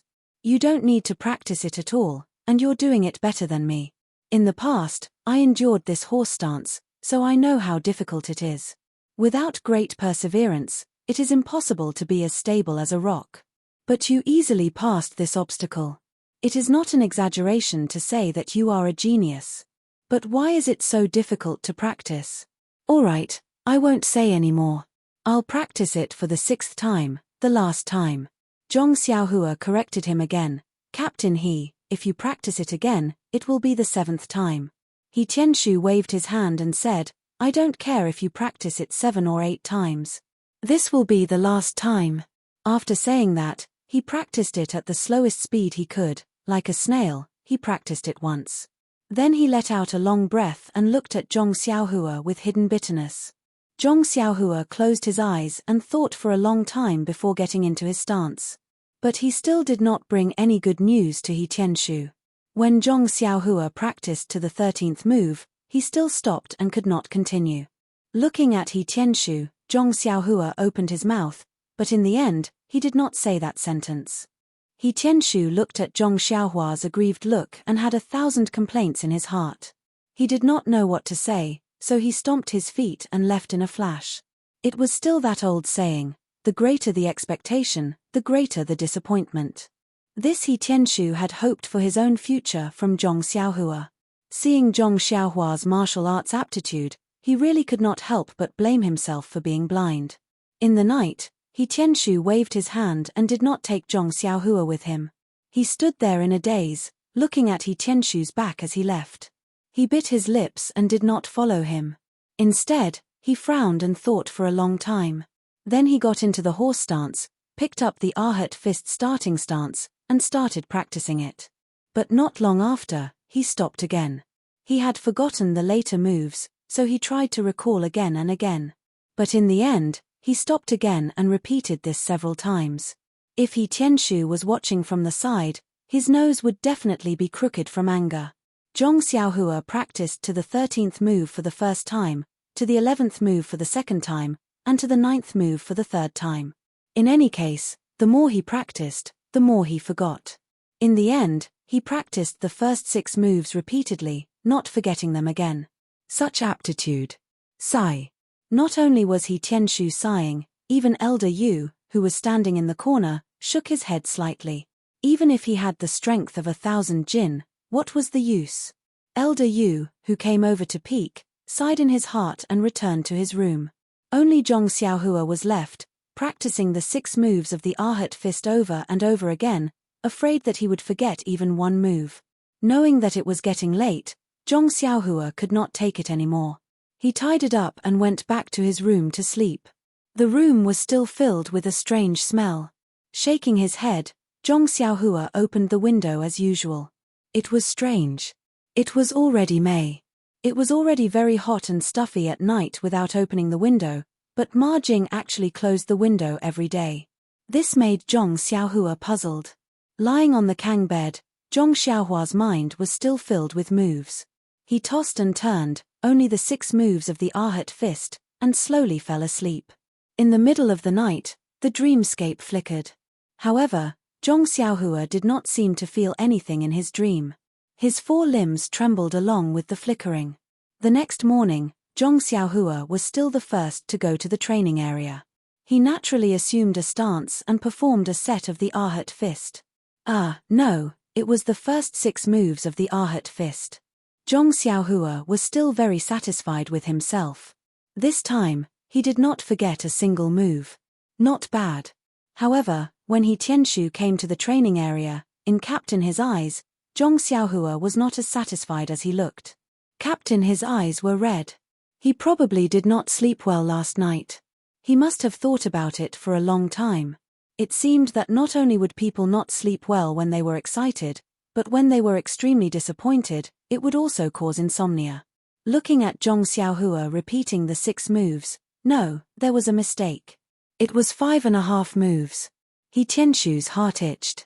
He wanted to go up and kick Zhong Xiaohua's butt. When he left last night, Zhong Xiaohua had learned 13 moves. How come he was only left with 5.5 moves? The 5th move should be to turn left, raise your left arm, and clench your right hand into a fist and punch forward from under your armpit. However, when it came to Zhong Xiaohua, he actually pressed his left arm down, and clenched his right hand into a fist and punched forward like a cannon. Sigh, it could only be considered half a move. He Tianshu was speechless. Yesterday, he had taught him hand in hand 6 times, not 7 times. He was only left with 5.5 moves after one night. Moreover, the other 5 moves were also different. They were all different. This talent was too rare. He Tianshu shook his head and was about to walk to the side to cultivate. However, when he saw Zhong Xiaohua's sneaky glances and his meticulous boxing, He Tianshu's heart softened. Forget it. Anyway, Manor Lord Ou asked me to teach him boxing. He didn't say that I had to teach him personally. Then, he pointed to a disciple who had just come out of the courtyard and said, "You, go over and teach Zhong Xiaohua the Arhat fist." That disciple was startled. He turned his head to look at Zhong Xiaohua's 5.5 moves. He couldn't help but laugh. When he saw He Tianshu's glare, he quickly restrained his smile and ran over. He stopped Zhong Xiaohua and let him follow him and teach him the Arhat fist from beginning to end. He Tianshu was also practicing and watching at the side. However, he no longer paid attention to that side and focused on his own moves. This was because Zhong Xiaohua's side was purely a copy of what he had taught last night. By the time it was time for breakfast, Zhong Xiaohua had only learned 10 moves. This was under the guidance of that disciple who had patiently taught him repeatedly. Looking at that disciple's sweaty appearance, Zhong Xiaohua felt embarrassed and said, "Thank you, sorry for the trouble." That disciple smiled bitterly and said, "You're welcome. Just treat it as me reliving the old days." However, he secretly complained in his heart, if I were to continue teaching Zhong Xiaohua like this for a few more days, then this Arhat fist would become my best move. In this Misty School, there is probably no other disciple who is more familiar with the Arhat fist than me. Chapter 83. After a day of hard work, Zhong Xiaohua was already used to it, so he didn't feel tired at all. However, from morning till night, he kept recalling the moves of the Arhat fist in his mind. It was a very taxing task.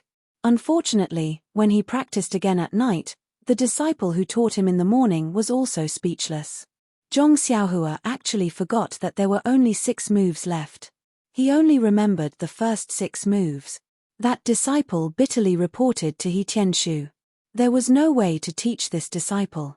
No matter how stupid the others were, they should have already remembered everything that He Tianshu taught them. Why couldn't this Zhong Xiaohua remember it no matter what? He couldn't possibly not practice and teach Zhong Xiaohua the Arhat fist, right? He Tianshu thought for a moment, then gritted his teeth and said, "Teach him again tonight. Tomorrow, we'll change to someone else. I don't believe that with the 4 of us, we won't be able to teach him the Arhat fist." That night, the results were plentiful. After the disciple taught him 7 to 8 times, Zhong Xiaohua actually completed all 16 moves of the Arhat fist in front of He Tianshu. The Misty School crowd watching from the side all had the same thought: hard work pays off. Even an iron rod can be ground into a needle. The ancients didn't lie to me. When everyone happily returned to their rooms to sleep with the satisfaction of being a teacher, Zhong Xiaohua was still practicing the entire set of the Arhat fist over and over again. Unfortunately, after who knew how many times, Zhong Xiaohua started to forget the moves one by one. Poor Zhong Xiaohua didn't know what to do. He didn't know whether to continue practicing or not. If he didn't practice, he was afraid that he wouldn't remember, but if he practiced, he was afraid that he would forget. He was in a dilemma. In the end, he could only get into a horse stance. It wasn't until late at night that he slowly walked back to his room.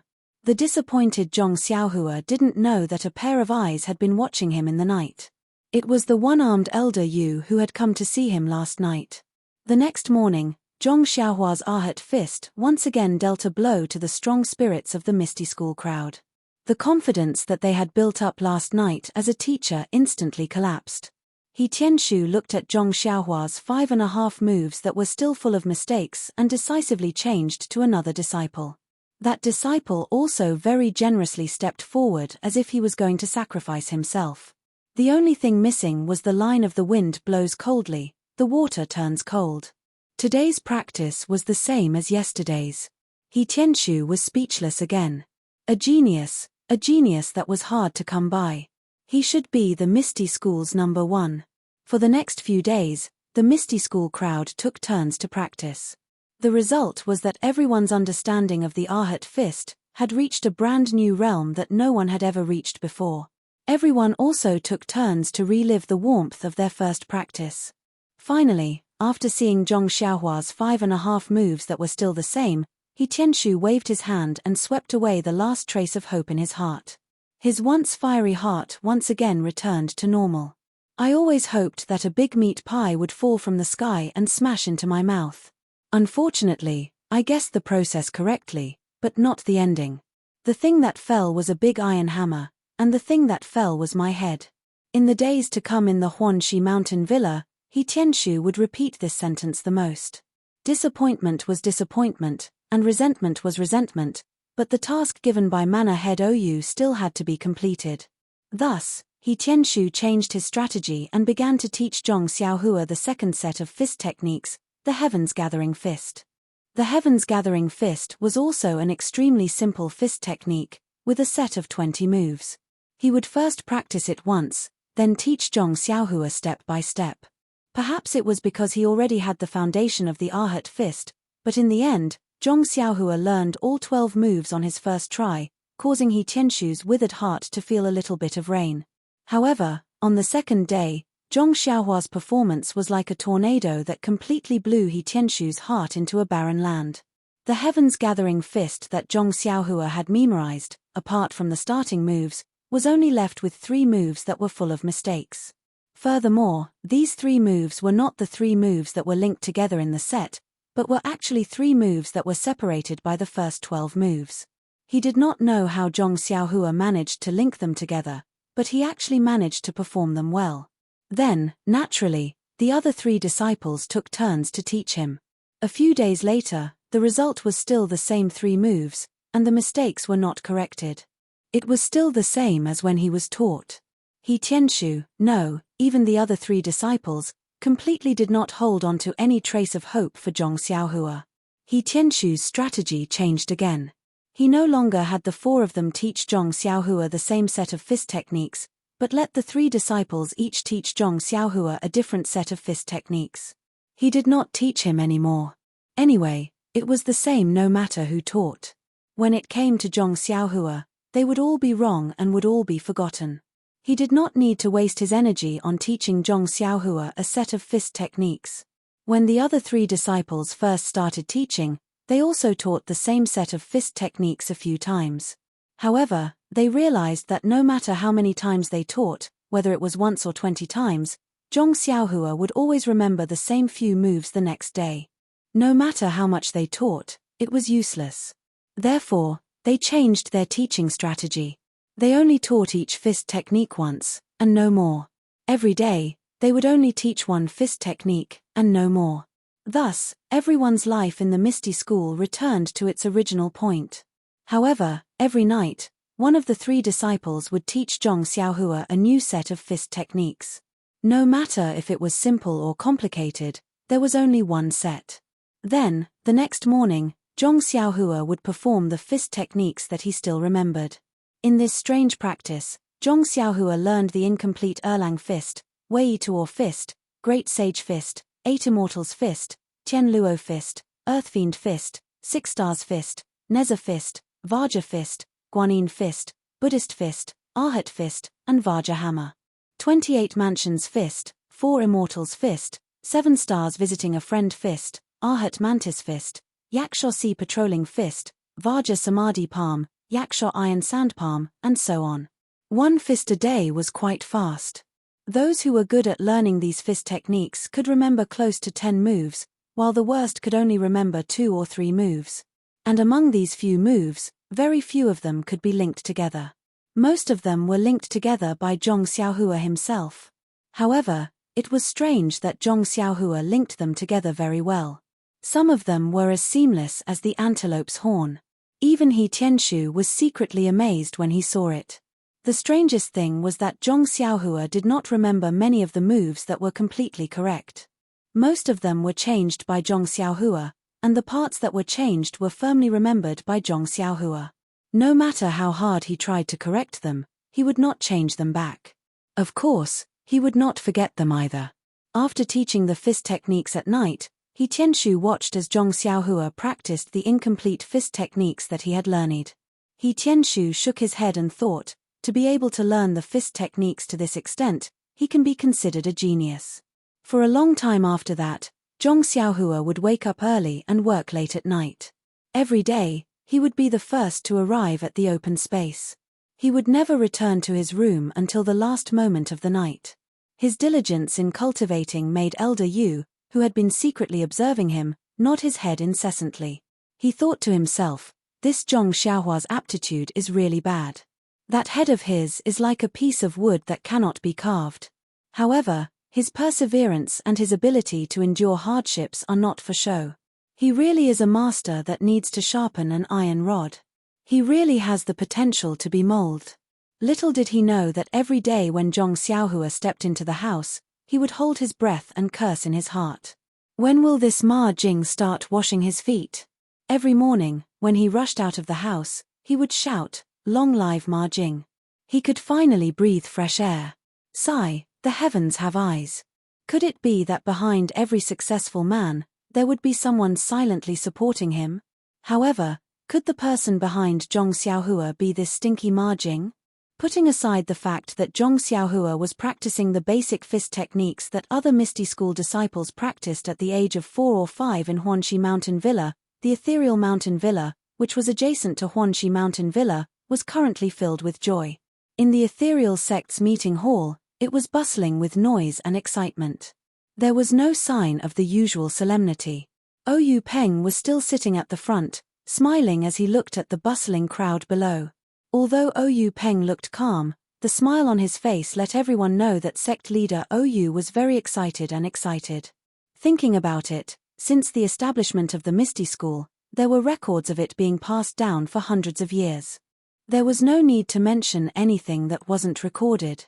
In the records, the influence of the Misty School seemed to have never crossed the Luo River.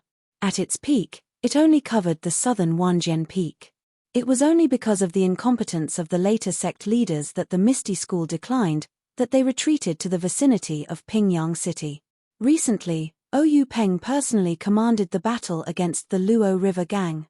Although naval warfare wasn't the strength of the Misty School, under the arrangement and deployment of Oyu Peng, Shangguan Fengliu, and the others, they were able to miraculously take down the Luo River Gang with only a few casualties. Moreover, Oyu Peng personally captured the Luo River Gang's sect leader, Shui Yupeng. The Luo River Gang was based on the Luo River and had many members.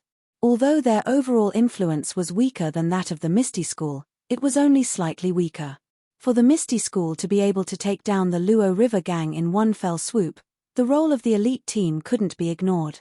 As for being able to take down the upper echelons of the Luo River Gang in one fell swoop, it was all due to the martial arts of the Misty Six Tigers. Now, looking back on the battle at the core of the Luo River Gang, Oyu Peng still had lingering fears. He didn't expect Shui Yupeng to be a hidden expert. The few hall leaders and elders in the gang weren't weak either. If not for the fortuitous encounter at the Five Fingers Mountain last year, the Misty School would have been defeated by the Luo River Gang. Perhaps they might even have been left behind in Luo River. Oyu Peng couldn't help but be vigilant against himself again. In this world, one must act according to one's ability. Any action that exceeded one's ability could only have one result, playing with fire. But at this moment, the most important thing was to celebrate the hard-won victory. Other things could be considered after the celebration. Now, The entire Misty School was in high spirits. If he were to put on the airs of a parent, it would inevitably dampen everyone's spirits. Although Ou Peng had such a dignified aura, he wouldn't do such a pedantic thing. Everyone in the assembly hall had smiles on their faces, regardless of age. At first, they were still concerned about the dignity of the assembly hall. Later, when they saw that the usually serious sect leader was smiling, everyone relaxed. It was rare for them to be able to have fun here. Tomorrow, they would probably have to be solemn, so they might as well smile. Please add it to your collection, thank you. Chapter 84. Looking at the liveliness in the meeting hall, Ou Peng felt extremely satisfied. Wasn't this man's life to hold up a stable world? He seemed to have done it. Just when Ou Peng was intoxicated with himself, he saw a beautiful figure enter the meeting hall. Ou Peng's eyes lit up and the smile on his face became wider. It was his only sister, Ou Yang. Ou Peng's life experience was miserable since he was a child. His parents died early, so he and his sister depended on each other. After being accepted by the master of the Misty School, his sister naturally followed him to the Misty School. However, she did not follow Ou Peng to become a disciple. Instead, she grew up with Ou Peng's master's wife in Huanxi Mountain Villa. Ou Peng's master had no children. When Ou Peng's master abdicated, the headmaster of the Misty School was determined after careful consideration. Huanxi Mountain Villa was directly handed over to Ou Yang by Ou Peng's master's wife. That was to say, even if Ou Peng was not the headmaster of the Misty School, Huanxi Mountain Villa was still Ou Yang's. Ou Yang could not control Huanxi Mountain Villa because she was Ou Peng's sister. In fact, according to the relationship between Huanxi Mountain Villa and the Misty School, many people thought that it should be managed by Ou Peng's wife. Unfortunately, many things did not seem reasonable. However, in the eyes of the 6 Misty Tigers, this was not the case. Most of them still remembered the little girl who came with Ou Peng a long time ago. They all regarded Ou Yang as their child or sister.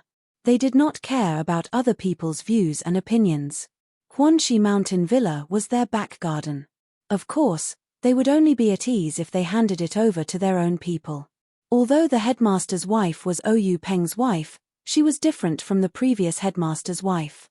She was the founder of Huanxi Mountain Villa. No matter how virtuous and sensible she was still an outsider.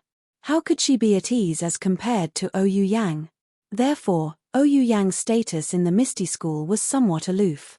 Ou Peng watched his sister walk into the meeting hall with a warm look in his eyes. He was very gratified to see her slowly walking in front of him as if he was looking at his own child. At this moment, Ou Peng was no longer a person. He was the incarnation of a father. It was like seeing his proud and beautiful child appear in front of him. Ou Yang also had the same feeling. The brother in front of her was really not much different from her father. Since she could remember, she had grown up with her brother. He doted on her, loved her, and let her feel the warmth of a father. There were so many words about her father in the book, so she thought of the image of her brother in her heart. It was just that this Jianghu was too cruel. In the past, when Ou Peng was not the gang leader, every time he went out to fight, Ou Yang would be terrified. She prayed silently for fear of losing her only family in this world. After Ou Peng became the gang leader, he was busy with the affairs of the gang and had fewer opportunities to go out in person. Ou Yang knew her brother's hardships and wanted to use her own strength to help him. Therefore, she had been doing her best to take care of the Huanxi Mountain Villa. From logistics, medicinal materials, and other aspects to ease the difficulties of the Misty School, she helped the development of the Misty School. Even last time, because of the treasure, Ou Peng's relatives were asked to be hostages. Ou Yang did not hesitate to go. She was willing to do anything for her brother. It was just that this time, what Ou Peng wanted to do was a bit too shocking. He wanted to annex a gang whose strength was not inferior to their own, and it was in waters that they were not familiar with. Although she knew that her brother had a fortuitous encounter and had taken medicinal pills that increased his skills, Jianghu was not only about martial arts. Opportunity and luck were also very important. Besides, This Jianghu was full of crouching tigers and hidden dragons. There was always someone better than you. It was possible that the Luo Shui gang was hiding their strength. During the time that Oyu Peng was out, Oyu Yang really could not sleep at night for fear of hearing bad news. Yesterday, when she received the news that her brother had returned victorious, Oyu Yang wanted to greet Oyu Peng as soon as possible. However, Oyu Yang also knew that her brother was the gang leader and no longer belonged to her alone. He was the idol of thousands of gang members and there were too many things that needed to be done. Therefore, she waited until the celebration party before she arrived late. Oyu Yang walked in front of Oyu Peng and said with a salute, "Brother, congratulations on making a great contribution to the foundation of the Misty School." Oyu Peng looked at his sister's slightly thin face and said with some heartache, "Yang how many times have I said it? Don't worry about me. With my current skills, if I encounter any danger, escaping is not a problem and I will not lose my life. Look at you, I haven't seen you for only a few days and you've become so thin. Isn't this making me feel bad?" Oyu Yang said with a smile, "It's a pity that younger sister is not a man. Otherwise, you could also go out and fight in your brother's place. What are these worries for now?" Oyu Peng looked kindly at his sister. Looking at her face that was so similar to his mother's, he could not help but want to be like before and tug on her little ears. However, this meeting hall was not the main room of the family. He could only wave his hand and say, "The affairs of the gang will naturally be handled by older brother. Yang you don't need to be alarmed. Even if you are a younger brother, I will not let you easily take risks. I will clear the path for you." Oyu Yang nodded with a smile and said, "I already knew this. Haven't you always been at the forefront since you were young?" Then, Oyu Yang asked again, "Brother, how was your battle with the Luo Shui gang this time?" Oyu Peng looked at his sister and pointed to the chair next to him and said, "Yang sit down first. I will tell you slowly." After Oyu Yang sat down, Oyu Peng began to tell the story of his departure from the Misty School, all the way until he killed his way into the core of the Luo Shui gang and captured the leader of the Luo Shui gang, Shui Yupeng. During this process, Oyu Peng tried to make it as simple as possible and skimmed over the dangerous places. However, when it came to the thrilling parts, Oyu Yang still broke out in a cold sweat. Although her brother was sitting in front of her unscathed, her heart was still hanging high. When Oyu Peng finished his understatement, Oyu Yang let out a long breath and said seriously to Oyu Peng, "Brother, it seems that it really was very dangerous. If it wasn't for the great improvement in power of older brother and the other brothers, this Luo Shui gang might have been a dragon's pool and a tiger's den." Oyu Peng nodded thoughtfully and said, "Actually, if it wasn't for the great improvement in power of us and the other brothers, we wouldn't have had the idea of annexing the Luo Shui gang. This rashly obtained power can cause people to do things that exceed their usual expectations." Oyu Yang agreed and said, "That's right, older brother. The consequences or expectations of this action can often not be controlled by people because they haven't gotten used to this great power and haven't let themselves get used to it. Therefore, they can't have a good understanding of the consequences and can easily bring disaster to themselves." Oyu Peng smiled and said, "Yang is right. It's like a farmer who suddenly became rich overnight and has other things on his mind. He wants to do things that he didn't have the courage to do before, such as gambling.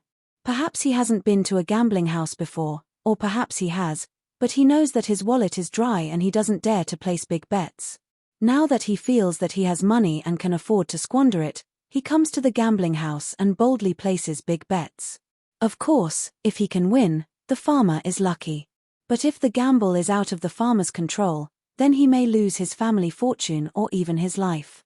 Thinking about it this way, it's because he didn't become rich overnight that he can live a stable life and live an ordinary life until he's old."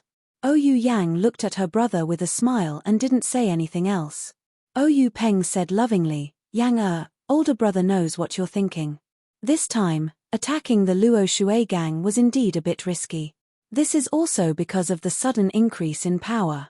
After the lesson of blood, I have also understood a lot. In the future, me and the other brothers will be more careful.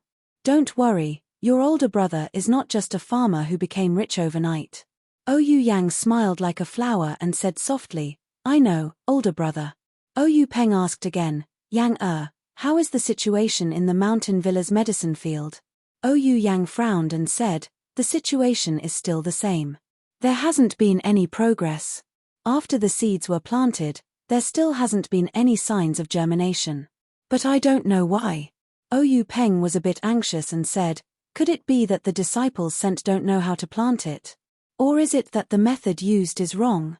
Why don't we have Hall Master Bai or Elder he send a disciple that they're proud of to take a look?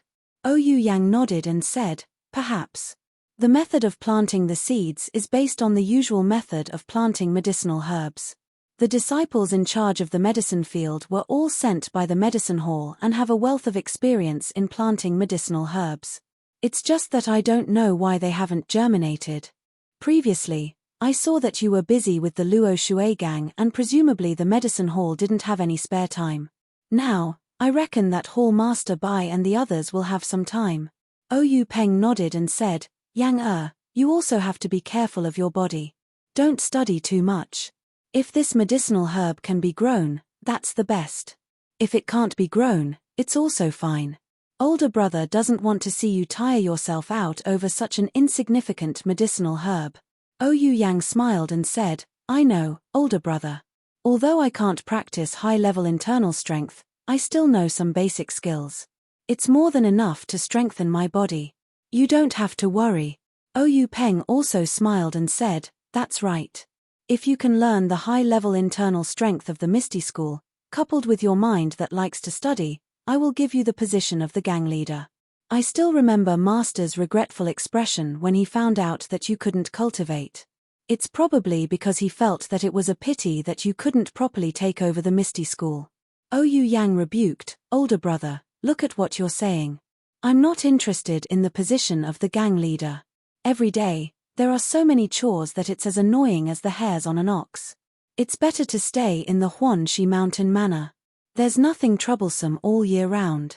There's plenty of time to look at the moon and admire the flowers. Occasionally, you can also practice your martial arts. Isn't that wonderful? Ouyang also said enviously, that's right. Looking at how much Master and Mistress love you, it's obvious that they gave you the Huanxi Mountain Manor. I also want to live a life like yours. It's a pity. Ouyang Yang smiled and said, it's a pity that people in Jianghu have no choice. It's not that bad. Everyone has their own life. Look at older brother, you're like the moon surrounded by stars. You control the power of the gang and work hard for the livelihood of thousands of gang members. Isn't that a life that many people envy?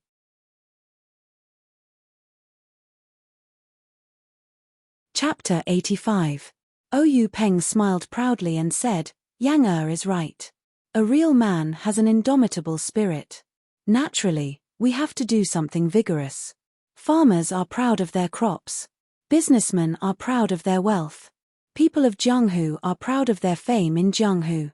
Since Big Brother has become the leader of the Misty Sect, I naturally have to be proud of the Misty Sect. I have to be proud of the brothers in the sect. I have to be proud of the Misty Sect in my own hands. Maybe when Big Brother is old and can't walk anymore, I will go to your Huanxi Manor to enjoy my retirement. Ouyang Yang nodded happily and said, the Huanxi Manor will always be reserved for brother, sister-in-law, and future nephews and nieces. And grandnephews and grandnephews. At this point, Ouyang suddenly asked, Yang you don't seem to be young anymore. Do you want brother to give you advice on your marriage? Ouyang Yang blushed and said, brother, you should worry about the affairs of the sect first. If there is a suitable one, I will definitely tell brother. I won't talk to you anymore. I'm going to talk to Sister Qin. Then, she stood up and walked to a row of hall masters to talk to a middle-aged woman. Ouyang watched his sister run away and couldn't help but laugh in his heart, thinking, it seems that Yang has reached the age. I have to take care of things for her. However, there are many young men in Jianghu who meet the requirements. I have to slowly choose one. Sister Qin, who was talking to Ouyang Yang, was the hall master of the Misty School's Ming Kui Hall. As the saying goes, men and women of Jianghu are affectionate. If there are men in Jianghu, there must be women. The Misty School was no exception.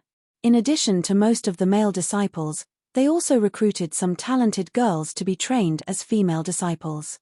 These female disciples, except for a few who followed their masters to cultivate, such as Shui Qing, were all in Ming Kui Hall. Generally, the female heroes who had some fame in Jianghu were mostly talented. This talent was reflected in their appearance. Generally, female heroes had beautiful faces that people would never get tired of looking at. Big Sister Qin, on the other hand, was an anomaly. Her appearance was extremely ordinary, and could even be said to be passable. Moreover, her skin was coarse and dark. At a glance, she was no different from a peasant woman in the countryside. In fact, she could not even compare to a peasant woman. Why? You said that the people of Jianghu all practiced martial arts. Of course, they practiced martial arts to protect their lives. Of course, it was also to strengthen their bodies. Needless to say, if you didn't even have a slim body, you would be embarrassed to say that you were in Jianghu. However, Big Sister Qin was not like that. She had a waist like a water bucket. Coupled with that face, she was naturally inferior to a peasant woman. The most infuriating thing was that Big Sister Qin's specialty was the snake fist. However, no one knew whether she practiced it for the sake of practicing martial arts or for other purposes. However, most people did not have the fortune to see it. Those who were able to see Big Sister Qin's snake fist were either beaten to death by her on the spot or fainted from anger. When they returned home, they vomited and died. However, Big Sister Qin also had a good point, and that was that she had a good voice. When she spoke, it was as clear and melodious as an oriole. No one would get tired of hearing it 100 times. When she sang, it caused a sensation in Jianghu. No one knew how many Jianghu elites followed her voice. After listening to her singing, they used their peerless Qinggong to escape. When I close my eyes, I want to commit a crime. When I close my eyes, I want to retreat. When I open my eyes, I want to defend myself. This was written by a famous scholar in Jianghu for Big Sister Qin. However, Big Sister Qin also contributed to Jianghu. For a long time, the number of rapists in Jianghu had greatly decreased. Many rapists had washed their hands and no longer dared to believe their own ears. Moreover, the first choice of martial arts for the generation of Jianghu elites was Qinggong. Big Sister Qin's contribution to the promotion of Qinggong in Jianghu could not go unnoticed. As a result, there were a few sects in Jianghu that specialized in Qinggong that wanted to find Big Sister Qin and give her a banner. However, before these sects could make a move, an accident happened. Big Sister Qin's destined son appeared. That day, just as Big Sister Qin was singing in the bath, our big brother Qin followed the sound and came over. He was intoxicated by the sounds of nature. When the singing stopped, he realized the awkwardness of the situation. If Big Brother Qin listened, then he listened. If he saw, then he saw. If he saw, then he should quickly run away. However, Big Brother Qin had despised Qinggong ever since he was young. He thought that it was an inferior martial art. Usually, he would not show any disadvantage in Qinggong. However, at this critical moment, he could see the difference. The other people who had been hiding and eavesdropping also walked away. In the blink of an eye, they had disappeared. Poor Big Brother Qin was easily caught up by Big Sister Qin after she put on her clothes. From then on, he fell into Big Sister Qin's evil clutches and was forced to get married. For a long time after he got married, Big Brother Qin would pull people's hands whenever he saw them and say, "I'm really stupid, really." Then, he lifted his waist that he almost could not straighten up and said, "I only know that practicing Qinggong is for escaping. It's not what a real man should do. I also know that rapists have good Qinggong because they have ulterior motives. That's why I disdained to practice Qinggong. However, I did not know that Qinggong is also used to save lives. If you can't practice Qinggong well, how can you survive in Jianghu? I really regret it. If God gives me another chance, I will definitely tell Master that I was wrong. If God can add a few more words to this mistake, I will definitely say that I will never dare to eavesdrop on other people's singing again." He then picked up the deer blood and tiger bone soup that he always carried with him and drank it all in one gulp. Then, he cried bitterly. After Big Sister Qin got married, she no longer stepped into Jianghu. She and Big Brother Qin were inseparable. This caused those sects who wanted to give her a banner to fail. It was also an accident that Big Sister Chin joined the Misty School. Big Sister Chin and her husband met an enemy in the wilderness. Both of them were seriously injured. At the moment of life and death, they were saved by the 6 Misty Tigers who were passing by. They were brought to the Misty Mountain Villa for rescue. Unfortunately, Big Brother Chin's injuries were too serious. He passed away after a few days in the Misty Mountain Villa. Big Sister Chin was lucky enough to escape death. So, she joined the Misty School and took charge of the Mingtsue Hall. The Mingtsue Hall was named after the words 2 orioles singing in the green willows, a group of egrets flying in the blue sky. When Big Sister Chin went to the Misty School, there were naturally many followers of her singing in the sect. These people also sympathized with Big Brother Chin's experience. There were also many people who had been held by Big Brother Chin. However, Big Brother Chin and Big Sister Chin's final battle of life and death shocked them. Even now, it was still remembered by many people. They only remembered that day when Big Brother Chin was dying. Big Sister Chin held his hand and said, "Big brother, that day you were forced to marry me. I know that I have wronged you. You have suffered by being with me. I have let you down." Big Brother Chin shook his head weakly. He used the last of his strength to hold Big Sister Chin's hand and said, "No, you are wrong. Meeting you is my greatest happiness." The ancients said that after the lights go out, all women are the same. Actually, they are all wrong. After the lights go out, you are the best in the world. With a wife like this, what more can a husband ask for? Can you sing one last song for me? Big Sister Chin dragged her extremely weak body and opened her cracked and bloody lips to sing. A plum blossom stands proudly in the snow. Under Big Sister Chin's lingering singing, Big Brother Chin closed his eyes. Big Sister Chin's face was covered in tears. However, to everyone's surprise, after the song ended, Big Brother Chin forced his eyes open and said, "Also, the deer blood tiger penis soup you made is also very good." Big Sister Chin understood and forced a smile and said, "Nice to meet you." "Nice to meet you too." Then, Big Brother Chin let go of her hand and went straight to the west. Big Sister Chin also fainted in pain. She only woke up one day and one night later. Then, she dragged her injured body and held Big Brother Chin's funeral.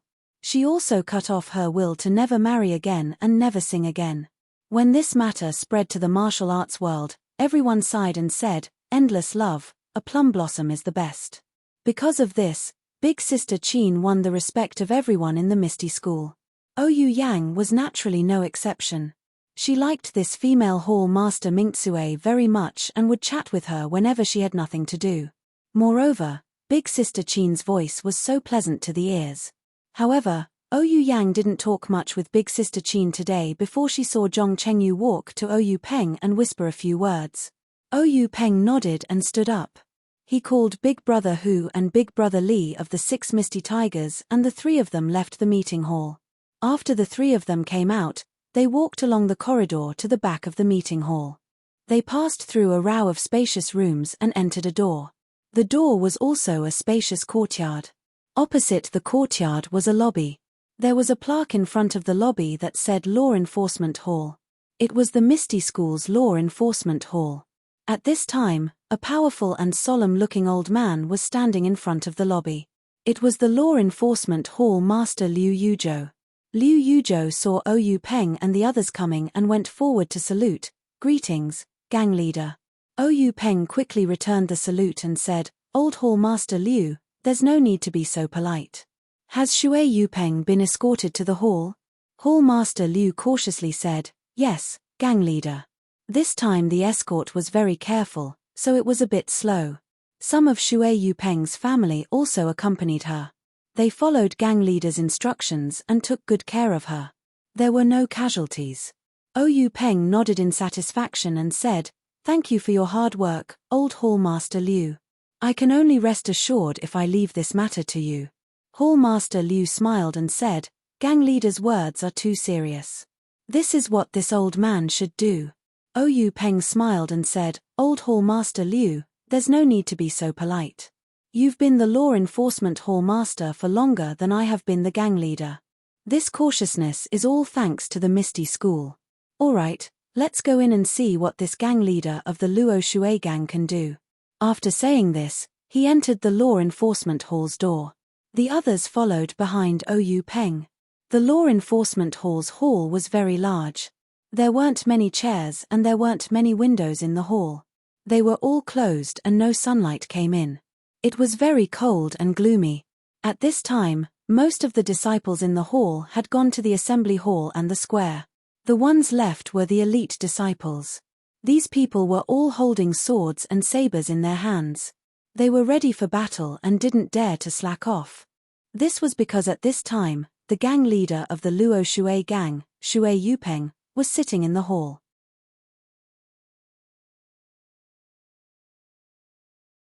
Chapter 86. In the law enforcement hall, a white-robed man stood beside a pillar with his hands behind his back. He was staring at the decorative patterns on the pillar. His white robes were slightly wrinkled and stained with blood. However, these, along with his sharp eyebrows and straight nose, only made him look imposing and not dispirited at all.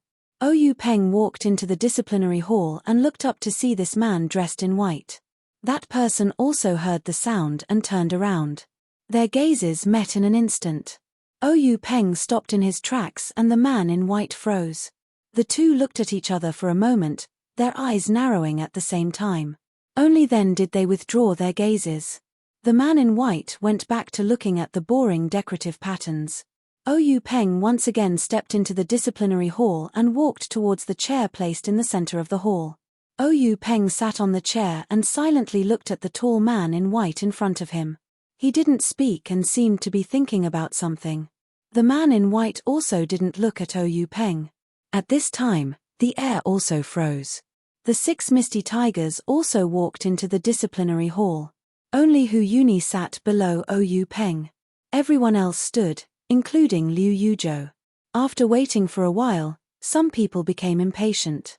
Liu Qingyang, old 5th Liu, frowned and said, "You bastard, you've already been captured by my misty school. Why are you still putting on airs? Do you want me, old 5th Liu, to give you a beating?" Ouyou Peng was a little angry. He glared at old 5th Liu and lightly scolded, "Fifth brother, don't talk too much." Old 5th Liu was unconvinced and said, "Third brother, this bastard." Before he could finish, the man in white said, "Since I've been captured, my life and death are in your hands. Why talk too much?" Ouyou Peng smiled and said, "Brother Shui, you don't need to lower yourself to his level. My 5th brother is a bore. You don't need to take those words to heart." The man in white, Shui Yupeng, snorted and didn't say anything else. At this time, old 4th Shangguan said, "Gang leader Shui, do you still think this is your Luo Shui gang? Since you know you've been captured by us and are now a prisoner of my Misty School, you should have the awareness of being a prisoner. You shouldn't act so righteous, as if it's a blessing that we captured you and insulted your martial arts for no reason." Shui Yupeng glanced at Shangguan Laosi without saying anything. Shangguan Larosai continued, "I know what clan leader Shui is thinking. Is it because my Misty School's sudden attack caught the Luo Shui clan off guard and caused them to suffer a great loss? If the Luo Shui gang had been even the slightest bit vigilant, we would have been the ones completely wiped out." Shui Yupeng snorted again and said loudly, "It's just a small trick. It's not worth mentioning." Shangguan Larosai snorted and said sternly, "What dirty tricks? What dirty tricks? What schemes? What schemes? What schemes? As long as you can win, it's a good scheme. Jiang Hu. Jiang Hu. Jiang Hu.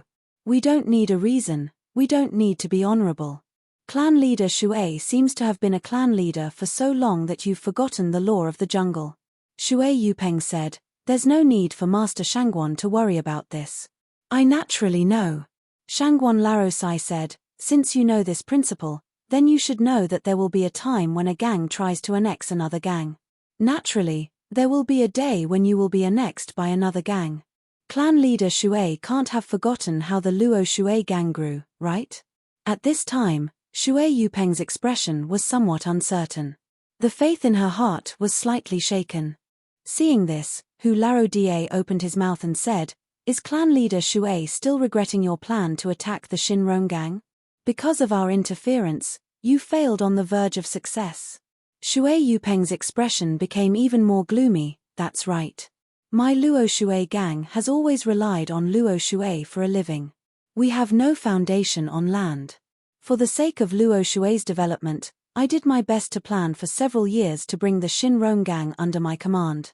But I didn't expect you to take advantage of my weakness. If not for the fact that my gang's attention was focused on Shinrong gang, how could you have succeeded so easily? Shangguan Larosai laughed. The ancients say that those who scheme against others will always be the ones to scheme against. Clan leader Shui must have learned this before. Besides, the mantis stalks the cicada, unaware of the oriole behind. This is not uncommon in Jianghu. To be ambushed by my Misty Mist gang, it can only be said that clan leader Shui was too careless. If you can plan to go ashore, how can the gangs on land not plan to enter the water? Shui Yupeng looked up to the sky and sighed. Man proposes, God disposes. What can I say if God disposes of me? At this time, Oyu Peng also smiled and said, Clan leader Shui, you're wrong. It's not that God is heartless. This time, God has opened his eyes. Shui Yupeng was stunned and asked curiously, why does clan leader Oyu say that? Could it be that your Misty School's annexation of my Luo Shui gang is actually doing me a great favor? After he finished speaking, he laughed coldly. Oyu Peng saw this and didn't argue with him. Instead, he asked, then does clan leader Shui know the background of the Shinrong gang's leader, Zhao Xin? Zhao Xin? Shui Yupeng heard this name and said contemptuously, isn't he just a mountain bandit who has the support of a wealthy merchant in Yu City and is only able to survive in the cracks between the various sects? What kind of background could he have? Then what about Zheng Rong? Oyu Peng continued to ask. Zheng Rong?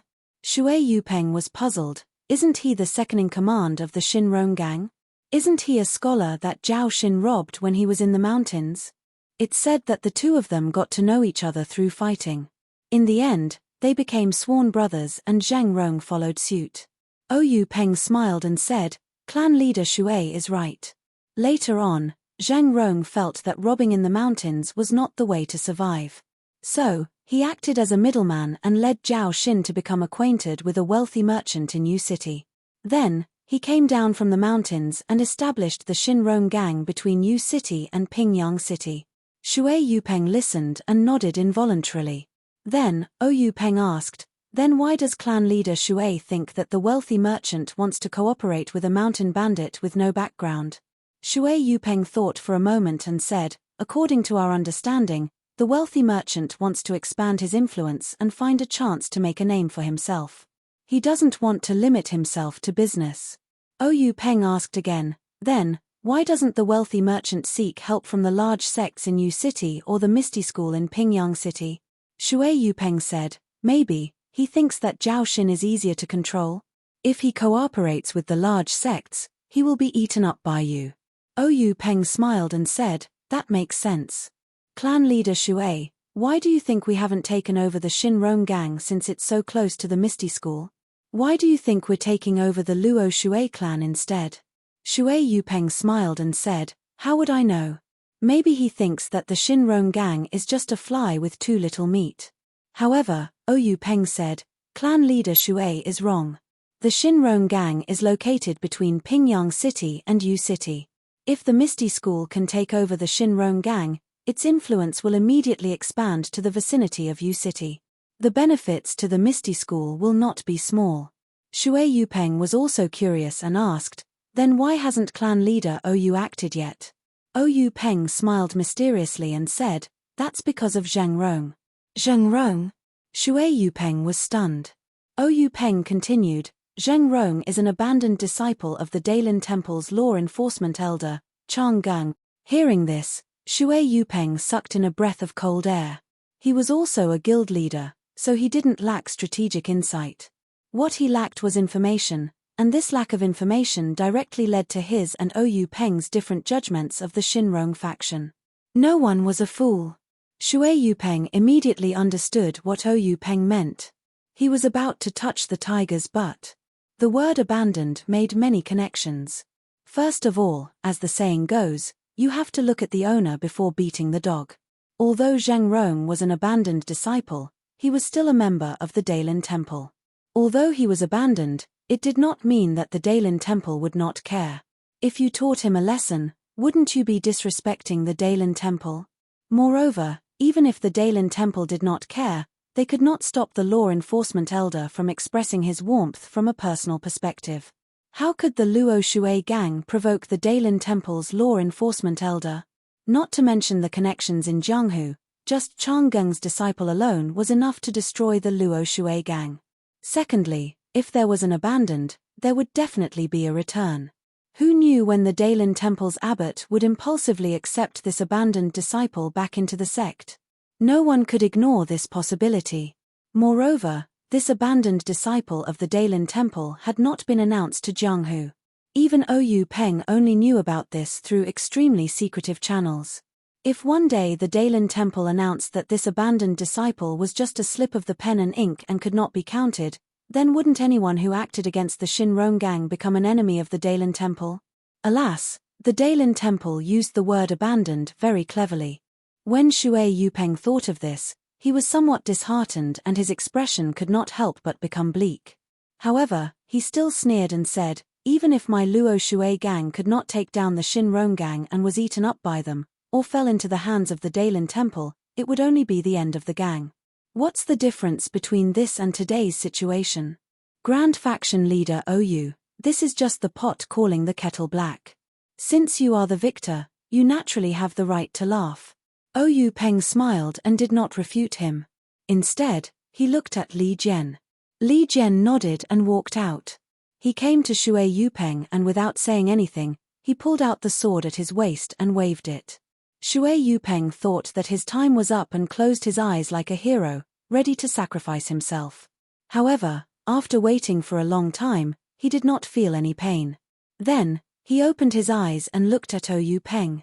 Oyu Peng looked at him with a smile. Just like before, he did not say a word. Shui Yupeng looked at Li Jian in confusion. However, he was immediately stunned by the scene in front of him. This is the sword ray? Shui Yupeng's face was ashen as he looked at the sword ray in Li Jian's hand. He cried out in surprise, is there really such swordsmanship in this world?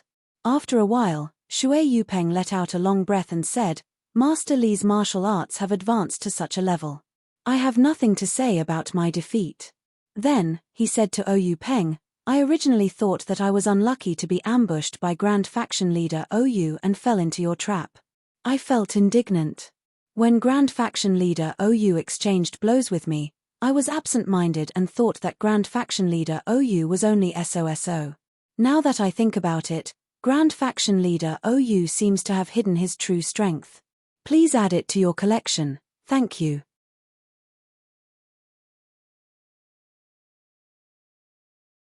Chapter 87.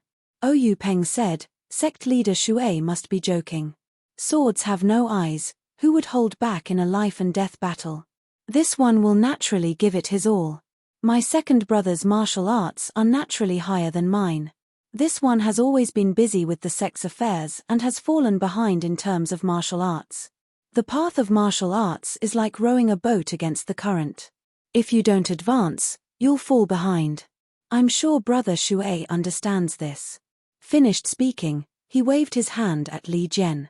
Li Jian understood and withdrew his sword, returning to his original position.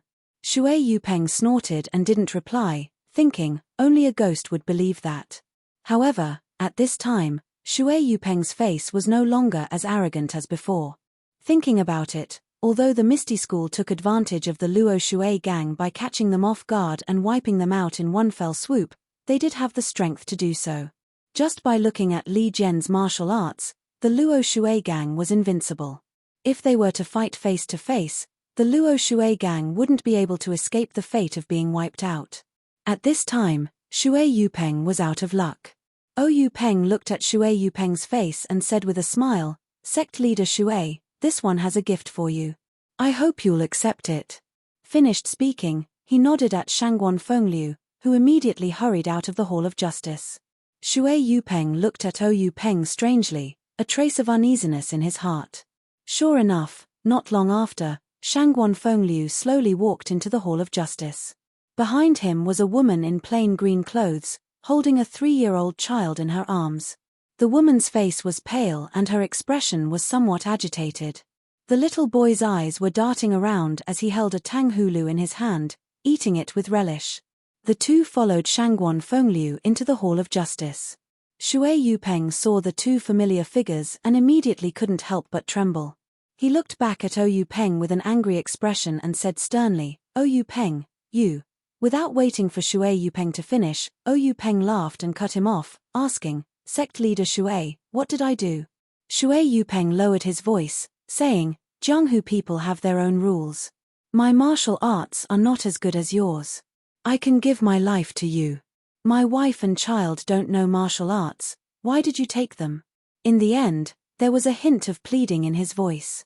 Oyu Peng was still all smiles as he waved his hand and said, "Brother Shui, you're exaggerating. I'm not as bad as you think." While the two were talking, the woman and the child had already entered the law enforcement hall. The boy stared curiously at the group of strangers around him. When he saw a familiar face, he cheered and no longer focused on the candied hawthorn in his hand. He struggled to get out of the woman's arms. The woman hugged him and didn't dare to let go. She looked at Shui Yupeng pitifully.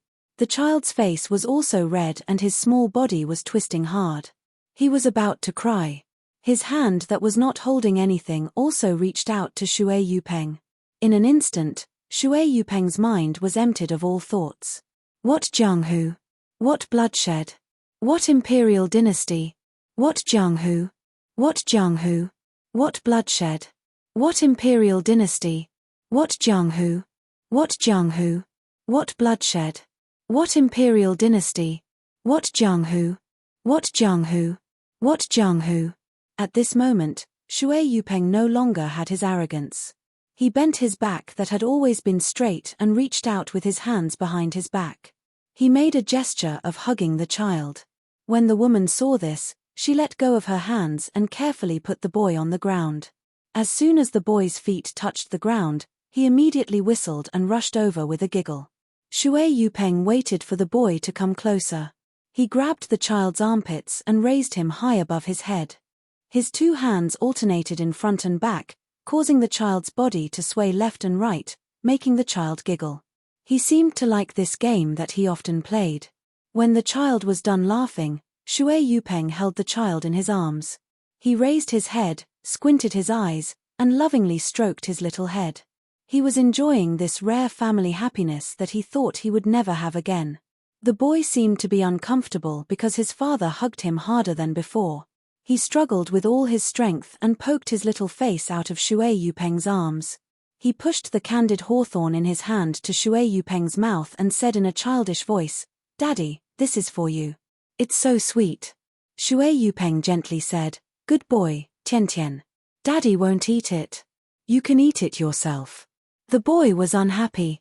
He twisted his body and said coquettishly, "Daddy, you must eat it. Tian Tian has always wanted to give Daddy some. If Daddy doesn't eat it, Tian Tian will finish it all. When that time comes, Tian Tian will be unhappy." Usually, Shui Yupeng would not eat the candied hawthorn. He would definitely think of a way to make the child eat it himself. At this moment, he suddenly felt his eyes moisten. He looked at the child's eager eyes and opened his mouth. The boy saw that his father had finally agreed and was very happy. He put the candied hawthorn into his father's mouth. When he saw Shui Yupeng take a bite, he smiled sweetly. He also carefully bit the candied hawthorn that was about the same size as his mouth and ate happily. As he ate, he muttered, "Big Sister Shui was right. She didn't lie to Tian Tian. I can really see Daddy here." Shui Yupeng was startled and asked, "Who is Big Sister Shui?" As Tian Tian ate, he looked up and said, "It's that pretty big sister with that thing on her face." Big Sister Shui picked up Tian Tian and Mother and said that she was looking for Daddy. She even gave Tian Tian this delicious thing. "I haven't seen Daddy for a few days." Tian Tian thought that Big Sister was lying. Shui Yupeng immediately understood the reason. Then, he carried Tian Tian over to the woman and said, "Good boy, Tian Tian. Come and play with Mother. Daddy still has things to do. I'll play with you later." Hearing this, Tian Tian stretched out his arms and hugged Shui Yupeng's neck.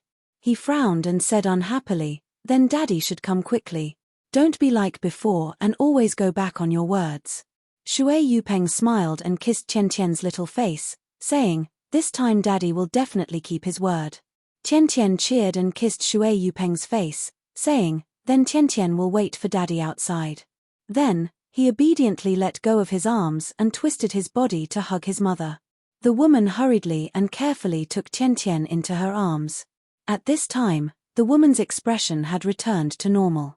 Shui Yupeng looked at her and nodded deeply. Her eyes revealed a look of pleasant surprise. She did not say anything to Shui Yupeng and turned to leave the law enforcement hall. Tian Tian, who was in her arms, looked at Shui Yupeng with reluctance. When the two figures disappeared, Shui Yupeng turned around and said to Oyu Peng, "Clan leader Oyu." Oyu Peng understood and said, "Clan leader Shui, don't worry. Your family of 14 is unharmed." Then, Oyu Peng said to the people below, "Bring a chair for clan leader Shui." The people below placed the chair beside Shui Yupeng. Oyu Peng said, "Clan leader Shui, please sit down and talk." Shui Yupeng looked at the chair and thought for a moment. Then, she took a deep breath and slowly exhaled. She then calmly sat down.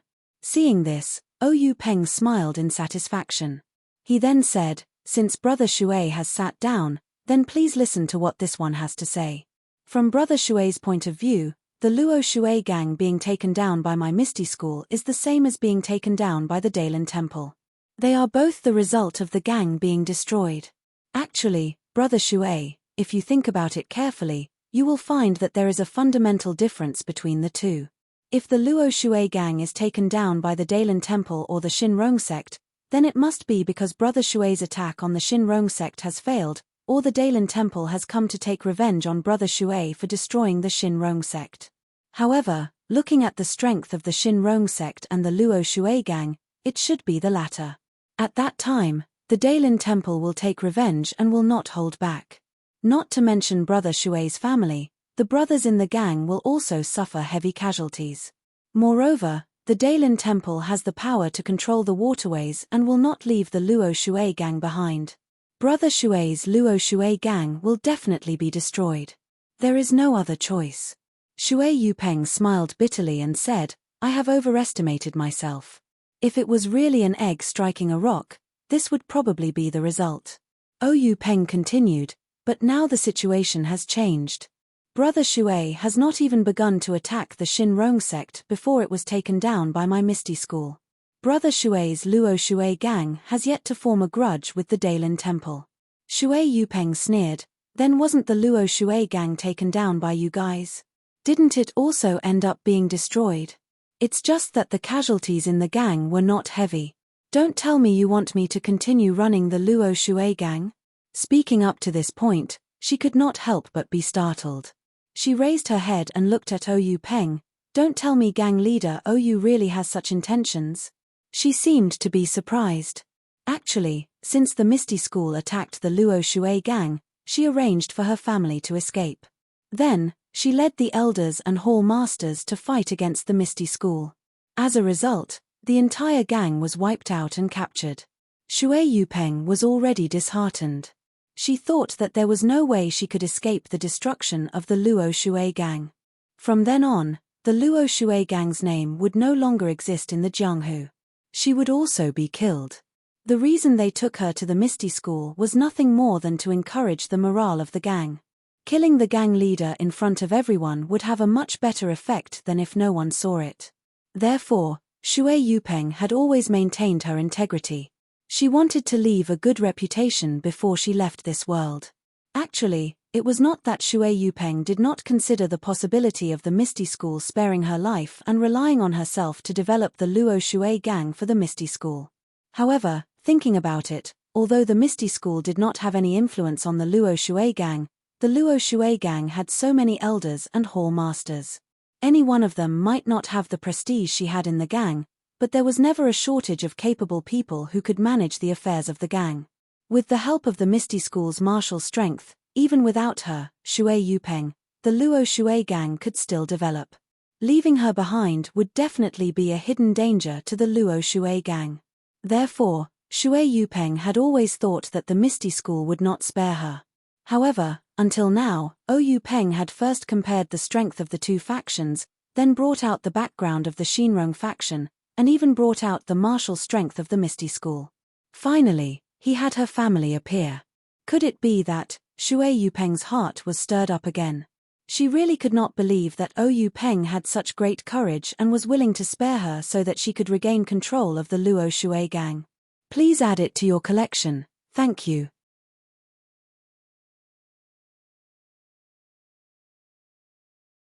Chapter 88. When Yupeng heard Shui Yupeng's words, he smiled proudly and said, "Why not?" With such a big step in front of him, how could Shui Yupeng not take it? He immediately knelt down and said, "Shui Yupeng greets Chief Ou." Yupeng waited for him to kneel down before he stood up and helped Shui Yupeng up. He said loudly, "Brother Shui is too polite. Since you've entered the Misty School, you're my brother. Please rise."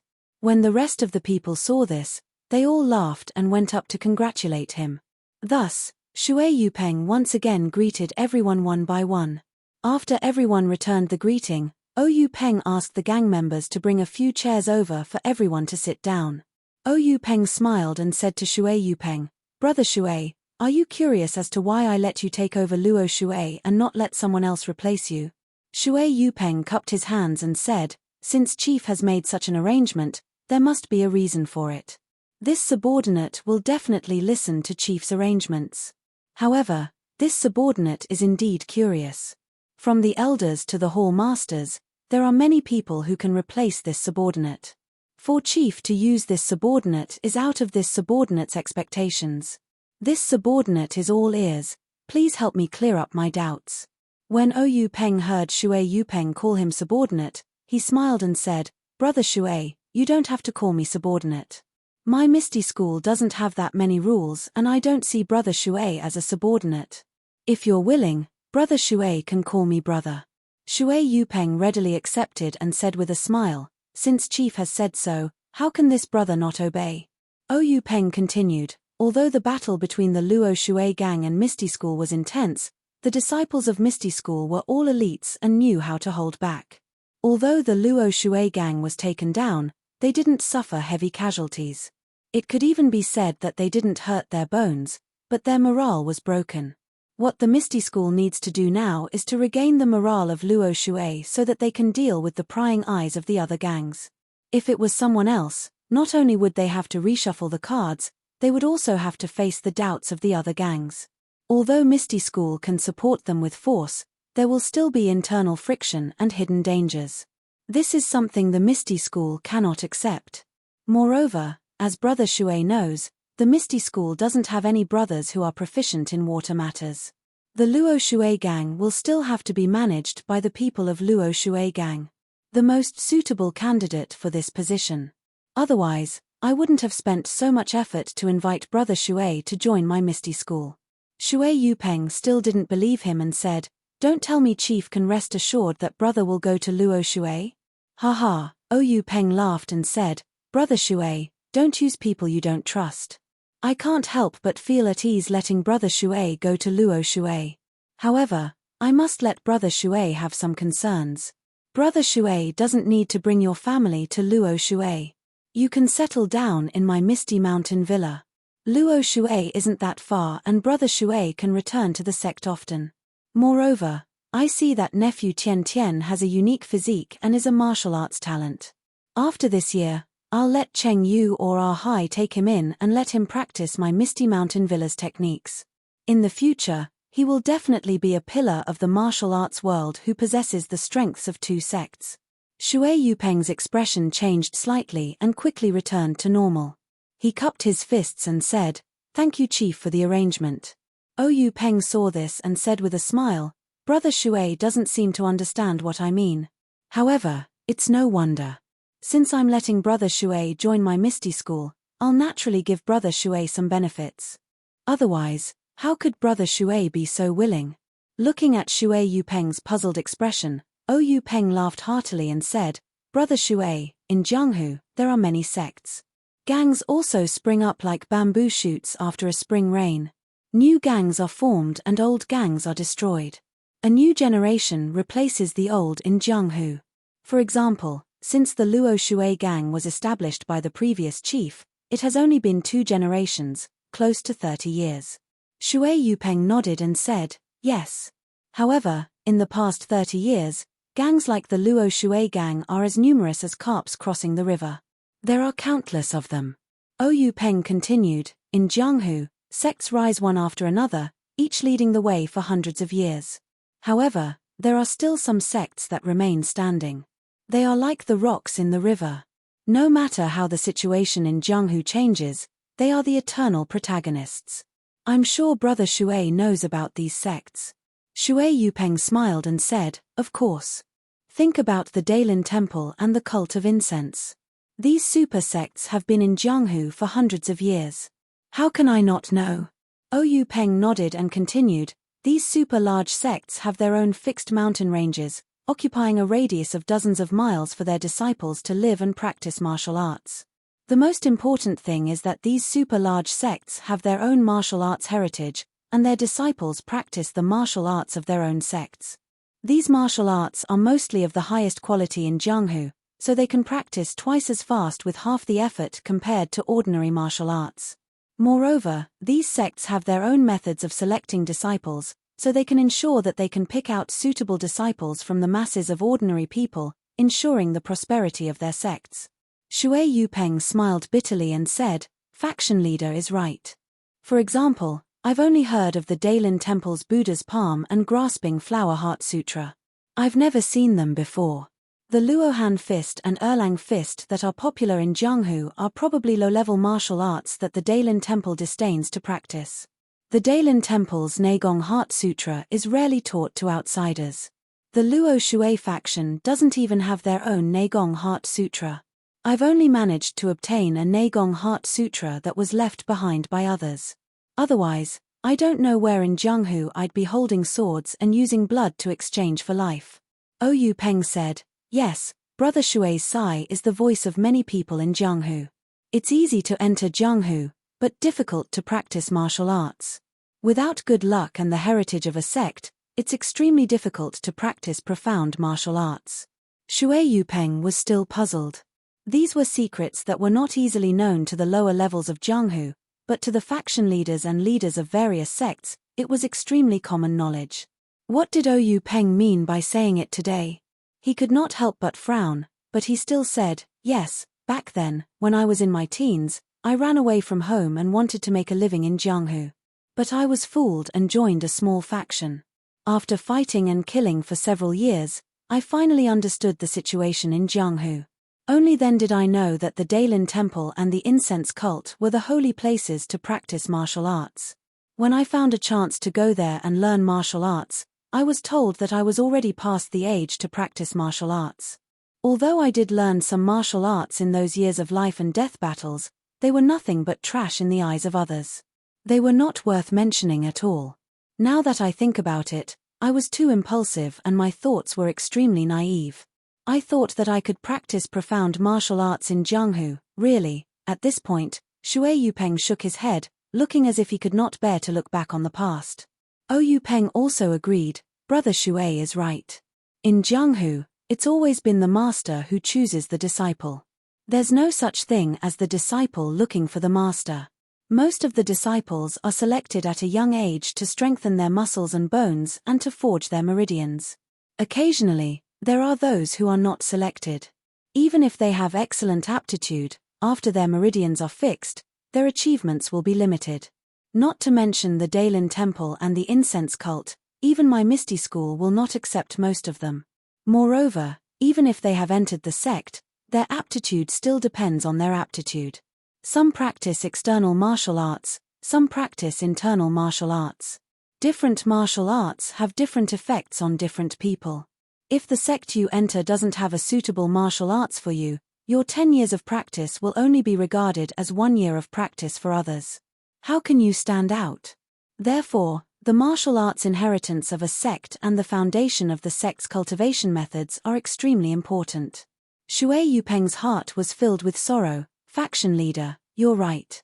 Now I'm envious of those disciples who enter the Daelin Temple and the incense cult. They're really lucky to be able to practice profound and authentic martial arts. At this moment, Boss Hu was listening to their conversation, opened his mouth and said with a smile, "Faction leader Shui, you don't have to be envious. Now there's a good opportunity in front of you." Shui Yupeng was stunned and asked Boss Hu, "Brother Hu, what do you mean?" Yupeng said with a smile, "Brother Shui, don't be anxious. When we talked about martial arts heritage, Brother Shui naturally thought of the famous sects that have been standing for hundreds of years. In fact, there are some sects that have martial arts heritage. Although they aren't super sects, they have survived the changes in Jianghu. Those that have been passed down for hundreds of years were just unlucky and couldn't become super sects. To be able to practice in such a sect is not much worse than the Daelin Temple." When Shui Yupeng heard this, his face froze and immediately became ecstatic. He stood up from his chair and said, "Faction leader, could it be that this Misty School has been passed down for hundreds of years?" After he finished speaking, he looked at Yupeng's face in disbelief. Yupeng smiled and nodded proudly. Shui Yupeng let out a long sigh and said, "Compared to the Misty School, Luo Shui faction is just a newborn baby. To be able to enter the Misty School which has been passed down for hundreds of years is my fortune. Luo Shui's fortune. It's a pity that my meridians have already formed and I can't change to the Misty School's methods." "What a pity." Yupeng comforted him, "Brother Shui, there's no need to sigh. Didn't I just assume the responsibility of letting nephew Tiantian enter the Misty School? Isn't it a happy thing to let your children and grandchildren realize your ambitions?" Shui Yupeng was grateful and bowed again, "Thank you faction leader for the arrangement." This time, he was sincerely bowing down. Yupeng quickly stood up and helped Shui Yupeng up, "Since we're brothers, there's no need to be so polite." After that, Yupeng patted Shui Yupeng's shoulder. An extremely profound internal force swarmed into Shui Yupeng's shoulder from the acupoint on her shoulder. In an instant, it flowed through Shui Yupeng's meridians and unlocked all the acupoints that had been sealed earlier. It was only now that Yupeng was truly at ease with Shui Yupeng. Shui Yupeng felt the depth of Yupeng's internal energy and couldn't help but be shocked. In Jianghu, there were specific methods for unsealing meridians. If the method of unsealing the meridians was wrong, it would cause great harm to the human body. Yupeng actually didn't use any specific methods. Of course, he knew how to seal the meridians, but more importantly, he had confidence in his own internal energy.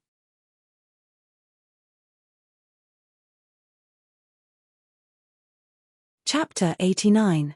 When Yupeng used his profound internal energy to unseal all of Shui Yupeng's acupoints, Shui Yupeng realized that he was just a frog at the bottom of a well. The Luo Shui gang that he managed was not worth mentioning in front of these large sects with hundreds of years of history. At this time, Yupeng said, "Brother Shui, you don't have to regret it. My Misty School has countless ancient books for you to read. When you have time, you can go to the library and take a look. Although you can't practice internal energy cultivation methods, there are many martial arts you can refer to. Some of them don't require specific cultivation methods. When Brother Shui sees them, you can choose one or two to practice. Even if you can't practice them, you can refer to them to verify your own shortcomings." Shui Yupeng bowed and thanked him, "Thank you for your help."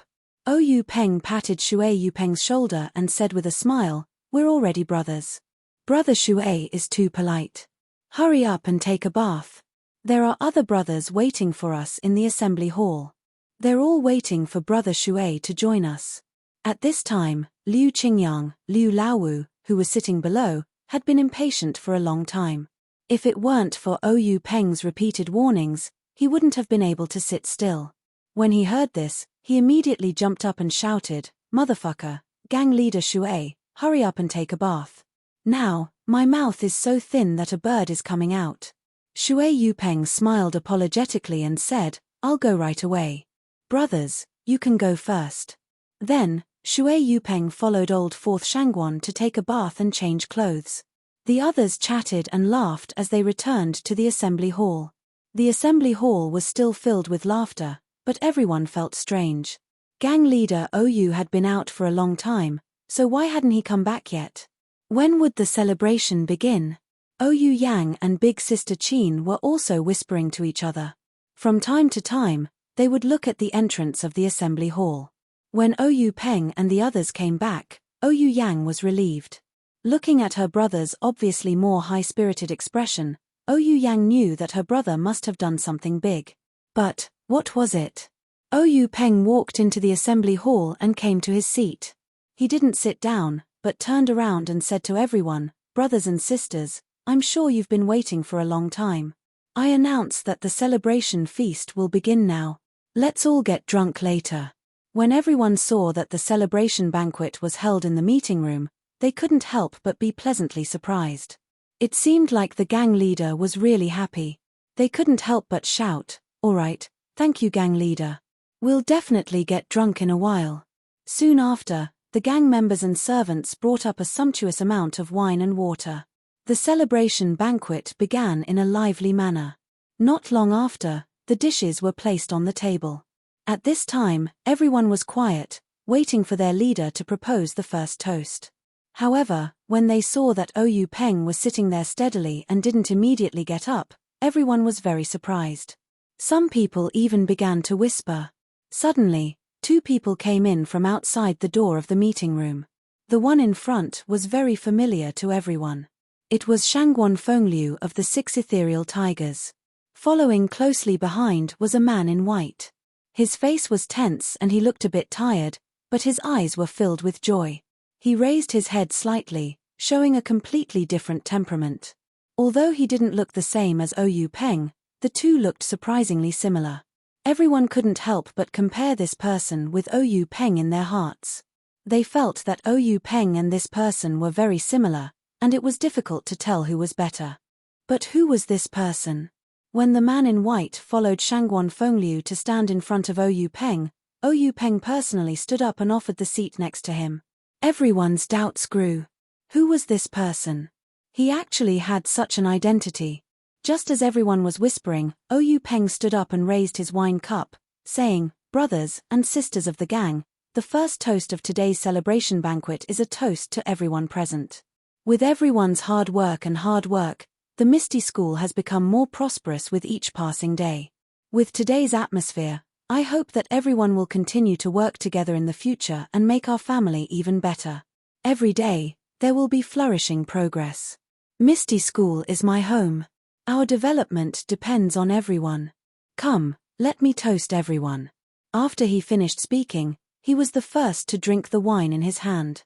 When everyone heard this, they were all happy and said in unison, "Thank you, Misty School is my home. Our development depends on everyone. Cheers." After everyone finished drinking the wine in their cups, they sat down. Ou Peng raised his second cup, saying, "Before I propose the second toast, let me introduce everyone to a person. Perhaps no one has seen this person before, but I guarantee that once I say this, everyone will know." As he said this, he affectionately pulled up the man in white sitting next to him, saying, "This is the Luo Shui Gang's Ou Peng, the gang leader." The originally noisy meeting room instantly became silent. That's right, no one had seen this person before, but the Luo Shui Gang's name was very big. The Misty School had been busy for so long, and today's celebration banquet was to celebrate settling the Luo Shui Gang. Now that the big boss of the enemy was sitting here, how could no one not know? Seeing everyone looking at each other in dismay, Ou Peng was very satisfied with this effect and continued, "This second toast is to gang leader Shui and the brothers of the Luo Shui Gang, to celebrate them joining our Misty School." These words were like a candle flame thrown into a fire, immediately igniting the enthusiasm of the Misty School's people. Everyone raised their cups and looked eagerly at Ou Peng and Shui Peng. That's right, although they had taken down the core of the Luo Shui Gang, the Luo Shui Gang's power was still not firmly in the hands of the Misty School. If Shui Peng did not represent the Luo Shui Gang in joining the Misty School, then there would definitely be some fierce battles. Moreover, it would be on water, which the Misty School was not good at. Needless to say, there would definitely be casualties. Now that the Luo Shui Gang had joined the Misty School, naturally the two factions would become one. In the future, these fierce battles would not need to be fought, and there would be no bloodshed. This was naturally everyone's wish, so everyone was very happy and excitedly drank the second toast. Waiting for everyone to quiet down a bit, Ou Peng raised the third toast and said to everyone with a smile, "This third toast needs everyone to toast our Misty School's vice gang leader." Hearing this, the hall was silent again. Vice gang leader? Strange, we've never heard of this before. Everyone's gaze turned towards the 6 Misty Tigers, but the 4 of them sat with their eyes down and nose down, not saying anything. Only Liu Qingyang and old 5th Liu sat together with Stone Cow, the 2 of them drinking without paying attention to anyone else. Ou Peng felt that the atmosphere in the hall was in his control, and he liked this feeling very much. Looking at everyone's expectant gazes, he smiled and explained, "Although the Luo Shui gang has joined our Misty School does not have anyone who is proficient in water matters. Therefore, if our Misty School wants to develop and expand in the future, we will have to change our bad habit of only developing on land and walking on one leg. Instead, we will have to develop on both land and water. Both hands must be strong, and only when both sides are strong can we truly be strong, and only then can we walk on the road of harmonious development.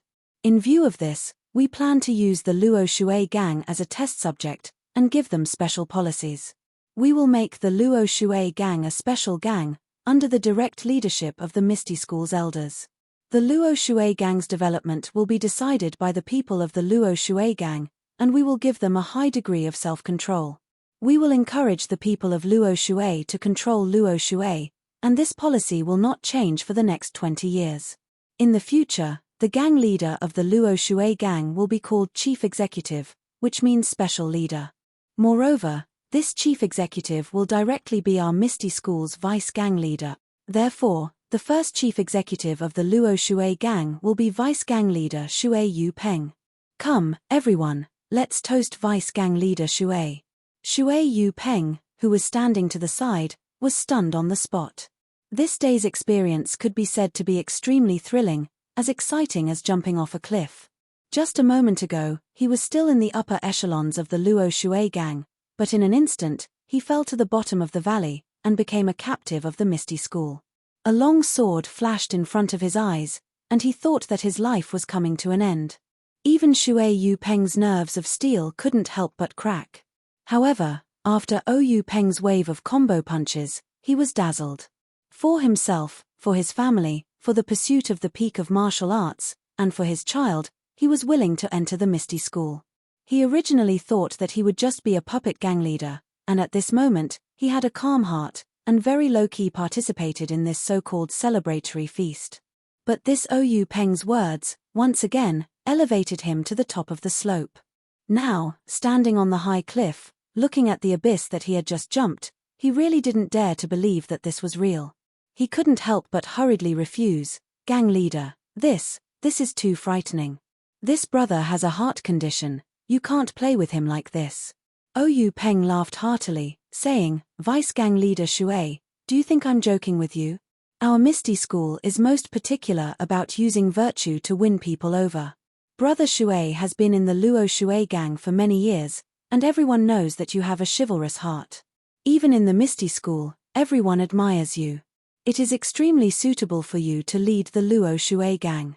If you don't have the title of vice gang leader, won't the brothers of the Luo Shui gang be bitterly disappointed? You haven't even truly enjoyed the benefits of the Misty School, and you're already half a level lower than others. You'll have no reason to let the Jianghu people say that our Misty School's upper echelons do not conduct themselves well.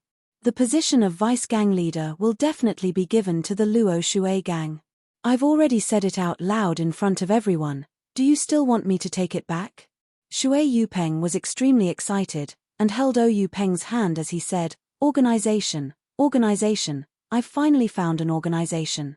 I've been the gang leader of the Luo Shui gang for so many years, but I've never felt the warmth of the Misty School. In the Misty School, I've found the feeling of home. In the past, when I was in the Luo Shui gang, I had to cross the river by feeling my way around.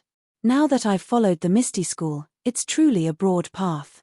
Brother Ou, my parents gave birth to me, and they use me to support the Misty School. Ou Peng was also very happy, and held Shui Peng's hand, saying, "Good, brother. With your words, it's enough. I believe that with the two of us working together, we'll definitely be able to catch up with the great Lin Chao legend and do something that will allow us to conquer the heavens.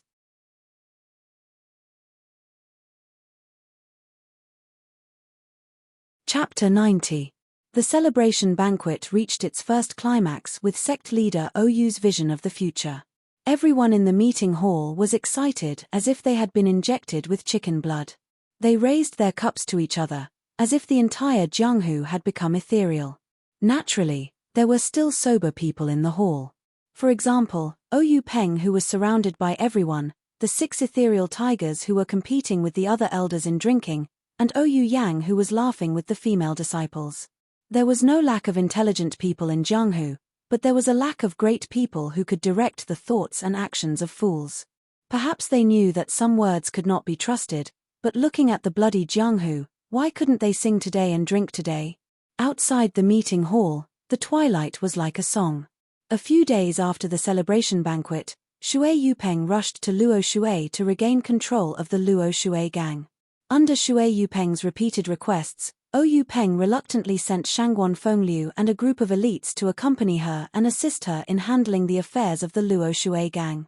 The merger between the Misty School and the Luo Shui gang was indeed an inconspicuous small wave in the Jianghu where sects were fighting each other.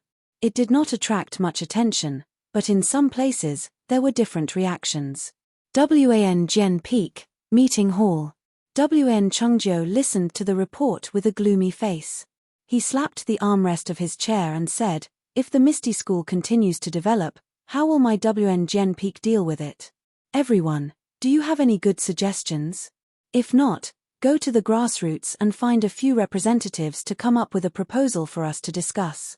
In a flower pavilion of the aroma cult, the fragrance seeped into one's heart. A pair of jade-like hands were holding a piece of fragmented paper. A pleasant voice rang out, "Leader Oyu, you are truly extraordinary. This servant's vision is not bad, but I don't know how far you can develop. I'm looking forward to it." In a secluded hut in the Daylin Temple, under the candlelight, a withered hand was holding a small piece of paper. After reading it, 2 fingers pinched it, and the paper was set ablaze. The ashes of the burnt paper floated to the ground. A hoarse voice sounded, "What a fool. Such a delicious bait was placed in front of me, and I didn't even get to eat it. Instead, it was taken away by someone else. You made me waste my energy. It seems that I still have to think of a way out. In this Misty School, a starving camel is still bigger than a horse. A mysterious place, a mysterious person, and a mysterious voice. This Jianghu sure is lively. Why hasn't the Misty School died out yet?" However, Oyu Peng didn't know about this. He and his Misty School were developing steadily. Zhong Xiaohua didn't know anything about the Jianghu. Even what happened in the Misty School wasn't something Zhong Xiaohua could know. He and his learning of fist techniques had reached a bottleneck. Saying it was a bottleneck was exaggerating Zhong Xiaohua's cultivation. However, after the 4 people from the Misty School roughly taught Zhong Xiaohua some basic fist techniques, a strange phenomenon occurred when they taught Zhong Xiaohua the Liu family fist, the Cai family fist, the Li family fist, the Mo family fist, the Wu family fist, and the Shui family fist based on their own knowledge. Zhong Xiaohua gradually forgot the fist techniques they taught her in the past, but after a night, she would always remember some of them, whether it was the 3rd or 4th style. It would always show that she had learned them. However, for the fist techniques that came after, no matter how much Zhong Xiaohua learned the day before, after a night, she would completely forget them the next day. Even if she continued to learn, after a day, it was still the same. He Tianshu was completely scratching his head. In He Tianshu's mind, Zhong Xiaohua could be considered a genius for being able to lift a 250-kilogram object with one arm without any training. Although this weight wasn't too shocking to the people of the Jianghu, just thinking about the effects of Zhong Xiaohua's training in martial arts was enough to move him. Although she was past her age and couldn't achieve great success in martial arts, she wouldn't be able to be as famous as the Stone Cow in the future. However, it was more than enough to change He Tianshu's current situation. But this Zhong Xiaohua's brain. There was really nothing much to say. This child didn't look stupid, so why couldn't she learn it? She couldn't even learn the most basic fist techniques, let alone the internal strength cultivation method that Zhong Xiaohua didn't even know existed. A few days ago, although Zhong Xiaohua couldn't remember all the fist techniques that he taught her, she could at least learn a little. He Tianshu thought that if he let Zhong Xiaohua learn, she might be enlightened.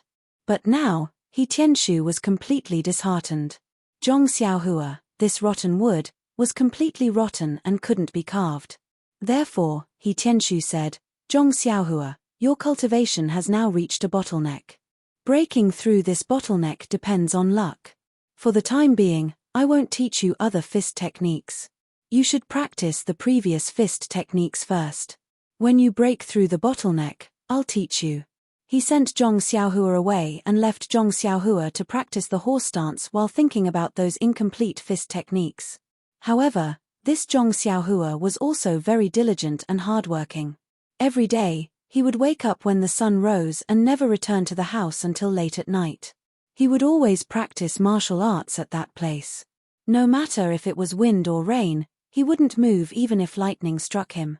This kind of tenacity made He Tianshu very moved, but when he thought about his brain, He Tianshu gave up on other ideas.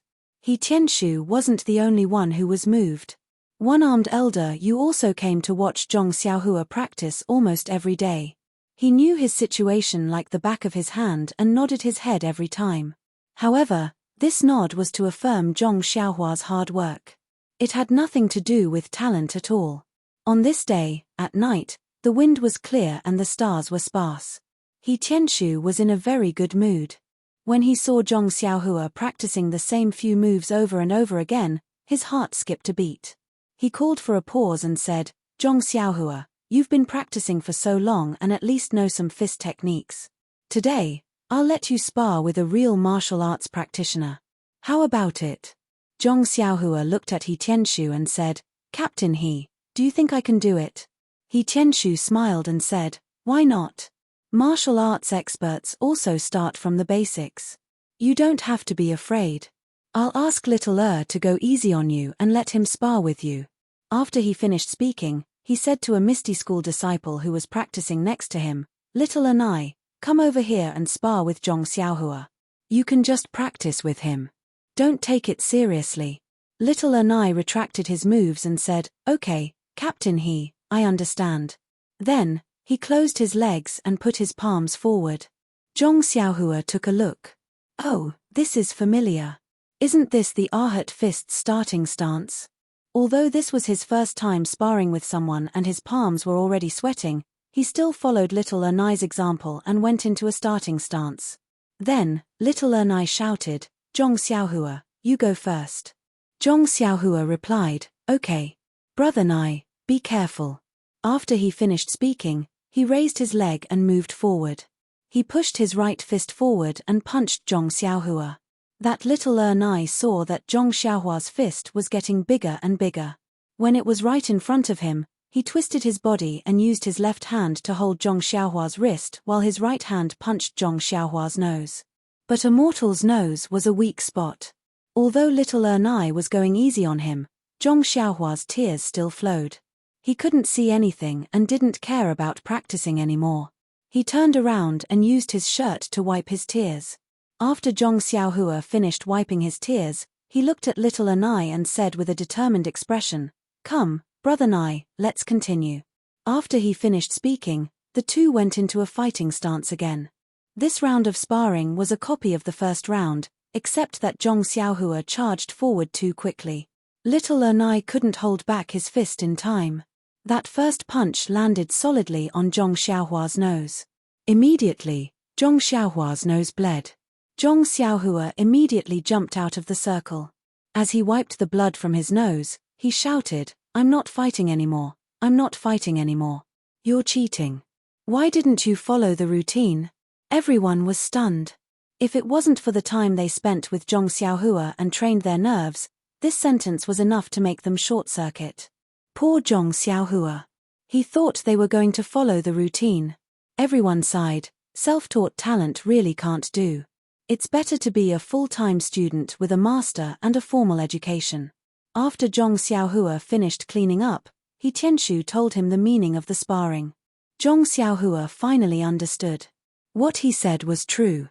If it was just a competition of routines, everyone could just use their own fist techniques. Where would the blood come from and the life be used as a bet?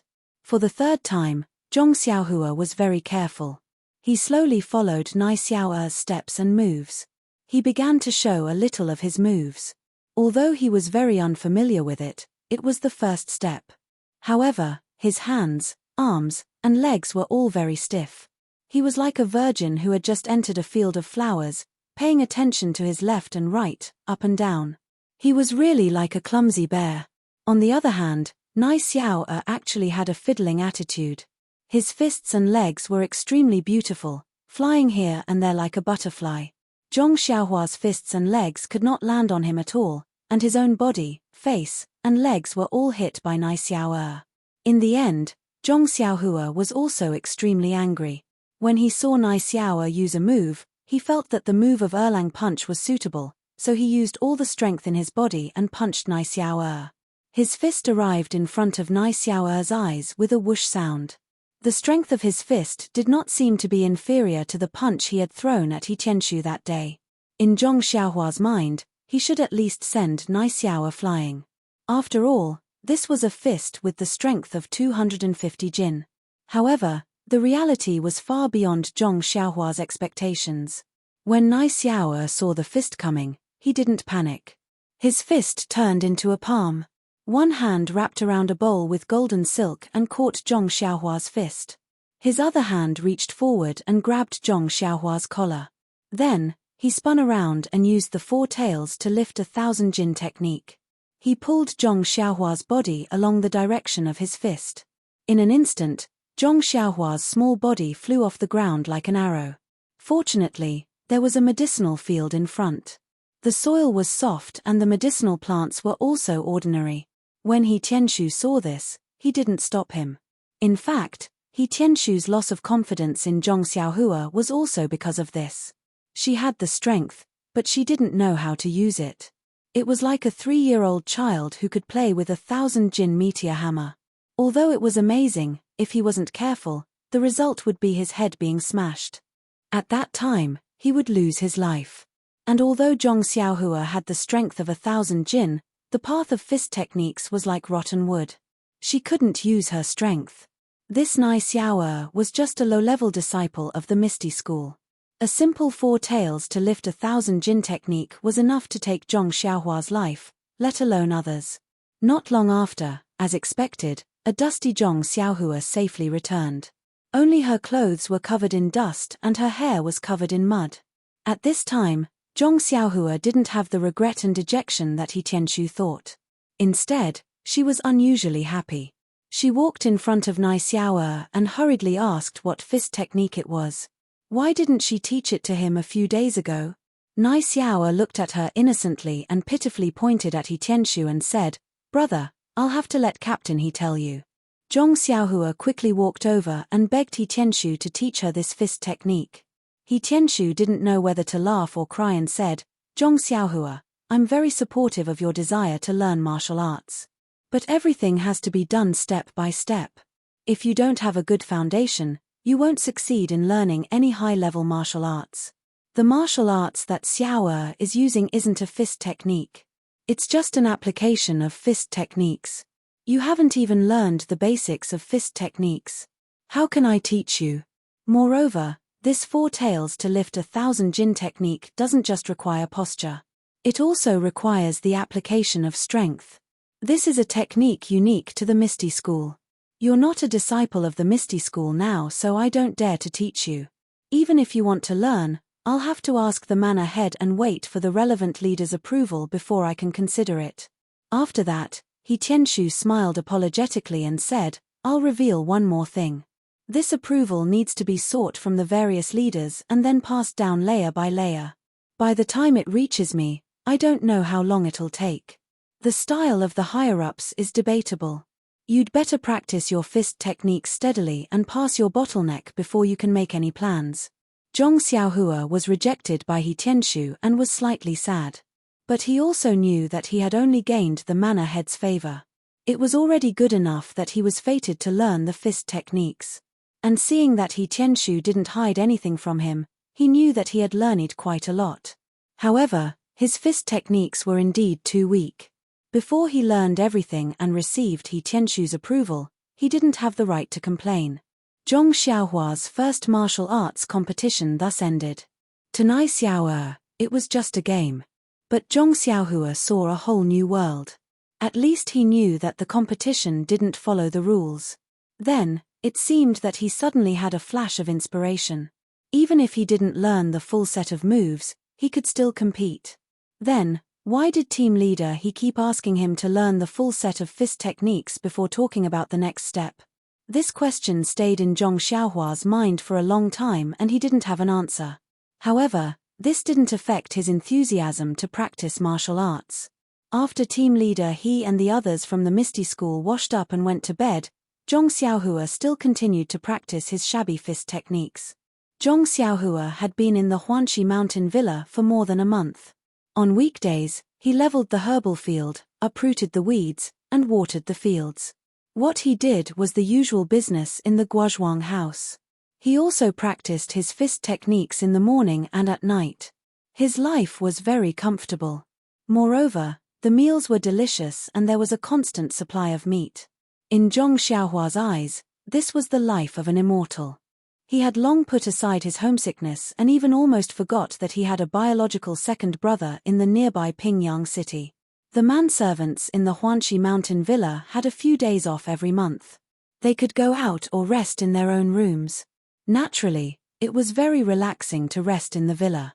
The steward didn't care much about it. If they went out, it would be very troublesome. Not only did they have to report to the steward for approval, they also had to go to the designated place in the villa to file a record and issue a waste token.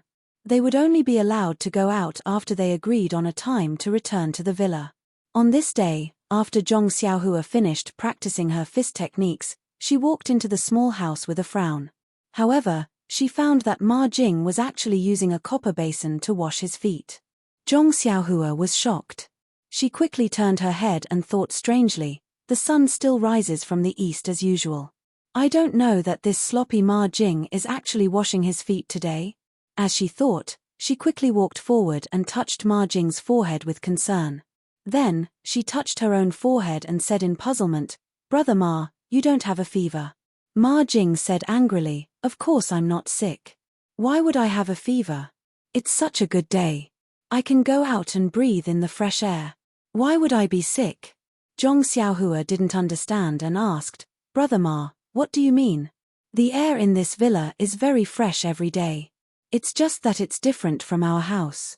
Ma Jing pursed his lips and said, "You country bumpkin. What do you know? No matter how fresh the air in the villa is, it's not as fragrant as the pollen in Zuexiang house." Zhong Xiaohua suddenly understood. Although she had never been to those places, she couldn't help but hear Ma Jing talk about the wonders of those places every day. Naturally, she knew what kind of place it was. Zhong Xiaohua's heart skipped a beat and said, "Brother Ma, I've always heard you mention Zuexiang house.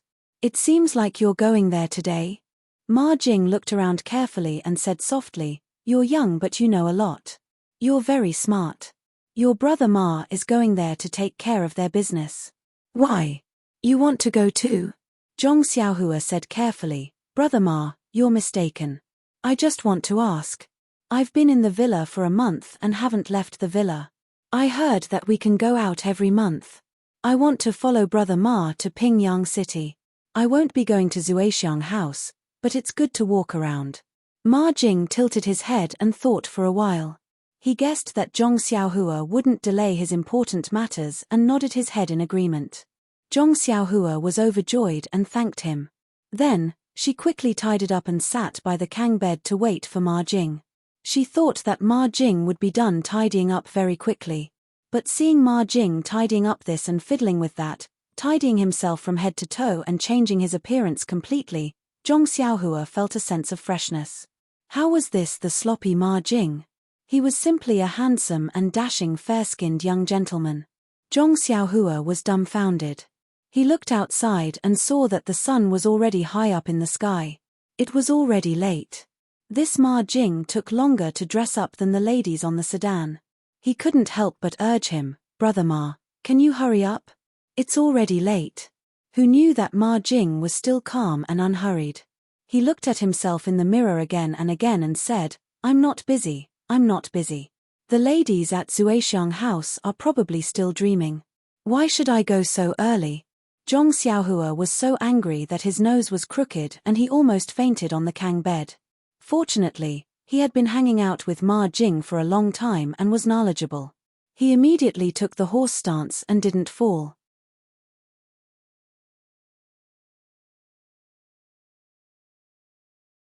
Chapter 91. Just as Zhong Xiaohua's patience was about to run out, Ma Jing finally finished his daily routine for going out. Only then did he slowly pack up his things for going out. He took out some silver from the small cabinet at the head of the Kang bed and weighed it in his hand. A wicked smile appeared on his face. Zhong Xiaohua watched from the side and shook his head, thinking, "This smile really looks like a weasel going to pay his respects to the chickens." However, he immediately froze. Looking at the silver in Ma Jing's hand, he seemed to know that he had forgotten something. When he left the Guozhuang house, the silver he brought was kept by Zhong Xiaohu. Last time, when he parted ways with his second brother at the Lotus Escort Agency, he only brought a small bag with no silver in it.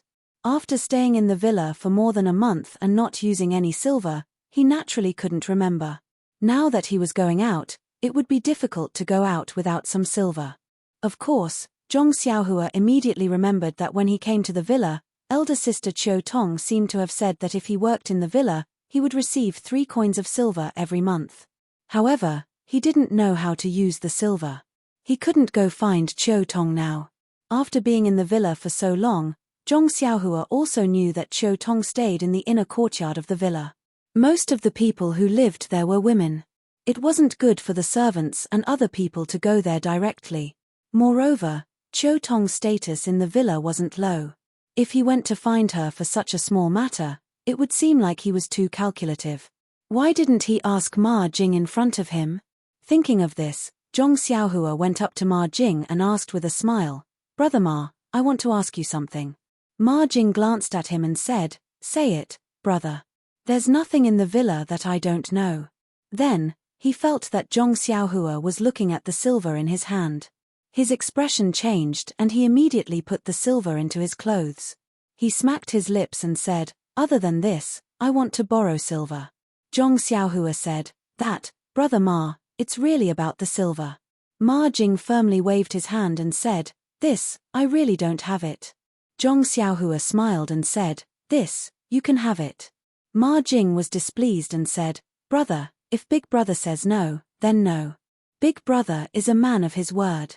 Seeing that Ma Jing was unhappy, Zhong Xiaohua stopped teasing him and said, "Brother Ma, I'm not asking to borrow money from you. I just want to ask you about this month's salary." Ma Jing rolled his eyes and looked at Zhong Xiaohua's expression.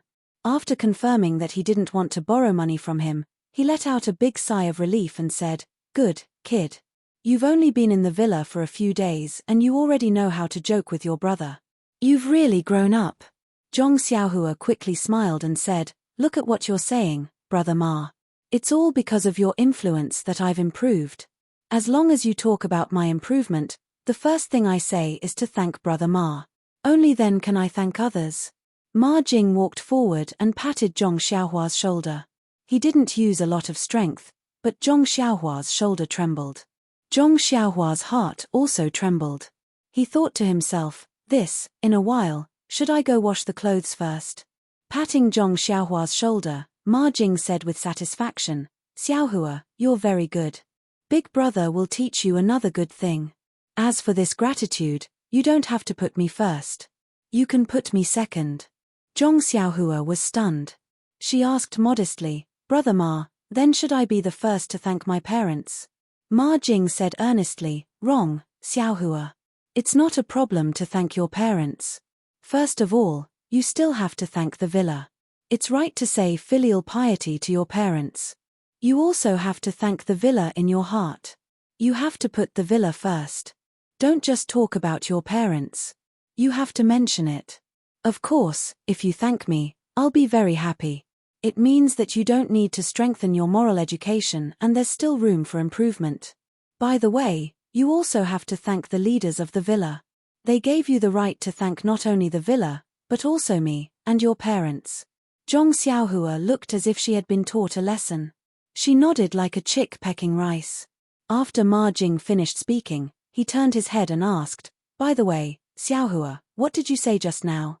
I didn't hear it clearly. Can you say it again?" Zhong Xiaohua looked as if she couldn't stand it anymore. She said, "Brother Ma, I just wanted to ask you. I've been in the villa for more than a month, and I haven't received my monthly salary. I want to ask you how to receive my monthly salary." Ma Jing stared at Zhong Xiaohua, looked up and down, and said thoughtfully, "Xiaohua, look at your body. You've grown up and you're almost developed. It's time to consider some things. However, I still want to advise you.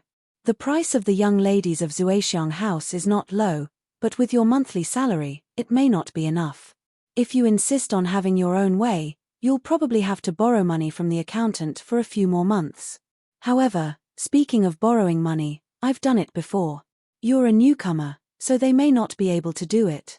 Zhong Xiaohua didn't know whether to laugh or cry. She explained, "Brother Ma, look at what you're saying. I don't have such elegant hobbies like you.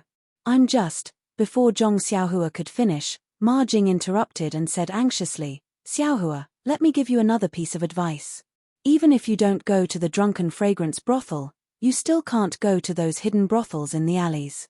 Back in the day, I made a mistake and regretted it for eternity. It was also because I didn't have enough money on hand that I occasionally went there and got infected with a disease. It was so painful that I didn't want to die. Let's not talk about it anymore. Now that I think about it, I feel terrible. Alright, brother, I really can't do it.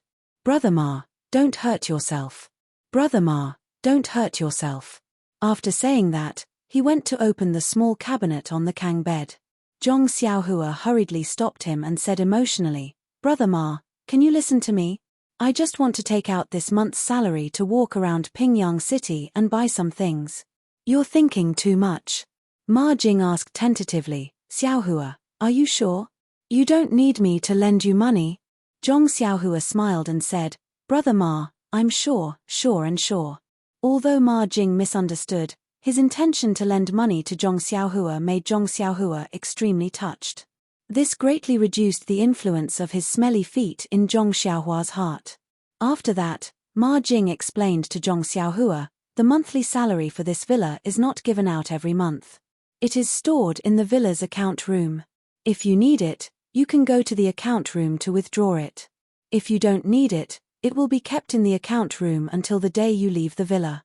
Of course, you can also go to the account room to withdraw it every month and store it in the cabinet like me." Zhong Xiaohua thought for a while and decided to withdraw the first month's allowance first. He would buy whatever he liked in Pingyang City and give the rest to his second brother, Zhong Xiaohu. He might not be able to use the money in the mountain villa, but his second brother might be able to use it. If his second brother did not need it, he would keep it first. However, he did not know if he could think of a way to bring it back to his family. At the thought of this, Zhong Xiaohua asked Ma Jing again, "Brother Ma, do you know how I can bring the money back to my family in Lu Town?" Ma Jing smiled and said, "This is easy. If someone you know returns to Lu Town, you can ask him to bring the letter you wrote and the money back. If you don't have one, you can go to the carriage company and ask them to do it for you. However, the carriage company will charge a fee for such a thing. As for how much they charge, it depends on how far Lu Town is from here. They all have a price. You can go there and ask. However, I heard that the fee is not standard and is quite expensive. Why don't the government properly rectify it? Isn't this unreasonable fee disturbing the social order?" "Oh right." After Ma Jing finished speaking, she added, "Are you really not planning to save money to go to Zuexiang restaurant? I am very familiar with that place and can introduce you to a few good friends." By the time Zhong Xiaohua stood still with the steak, Ma Jing had already packed up and walked out of the small house. Zhong Xiaohua shook her head that was dizzy from Ma Jing's words and hurriedly chased after him. Following that, Zhong Xiaohua followed Ma Jing to the accountant's office to collect the money. The accountant's office was in another place in the villa and it took a long time to walk there. The accountant was an old scholar. When he saw Ma Jing coming, he frowned and said, "Flatterer, why are you here again? Didn't you collect this month's salary long ago? Don't tell me you are here to buy on credit again." Flatterer? When Zhong Xiaohua heard this, she wanted to laugh. This name really suited Ma Jing. The pronunciation of Ma Jing's name was also very similar. Thinking about Ma Jing's usual behavior, he really did have the potential to be a flatterer. However, she had been here for so long, why hadn't she heard anyone call him that? Flatterer, this name was often called by people in the past. Later on, the manservant in the villa changed and fewer people knew about it. Naturally, not many people called him that. Usually, when Ma Jing came to the accountant's office, this accountant called him that and felt that it was very affectionate. Now that there was a new little brother following behind him, this Ma Jing's face turned a bit red. He hurriedly went forward and said, "Listen to what Mr. Tong is saying. Although I, Ma Jing, am not talented, I won't always come to the accountant's office to buy on credit. Those who can come to buy on credit are those who have difficulties in life." Old Mr. Tong muttered, "That's right." Not repeatedly, but at least 7 or 8 times a year. Then, he turned to look at Zhong Xiaohua and said, "Young man, what is your name? This time you came to the accountant's office to withdraw all of your money, or a part of it." Zhong Xiaohua hurriedly went forward and said respectfully, "Old Mr. Tong, my name is Zhong Xiaohua. I've only been here for a month, so I don't have much money. Please withdraw all of it." Old Mr. Tong looked at Zhong Xiaohua and said worriedly, "It's okay to give all of it to you.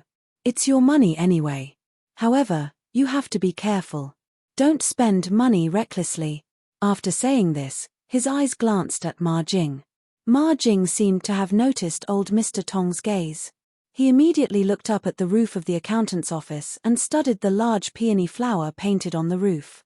Zhong Xiaohua said submissively, "Don't worry, old Mr. Tong. I want to give the money to my second brother first and see if he has any use for it. Then, second brother will think of a way to bring it back to my parents." When old Mr. Tong heard this, he was very happy and said, "You're very good. You're a good child. You're not like some people who always take their hard-earned money and learn how to be romantic. In the end, they don't get any points for pretending to be cultured and elegant. Instead, they get a lot of problems." Ma Jing's face became redder and he studied it more attentively.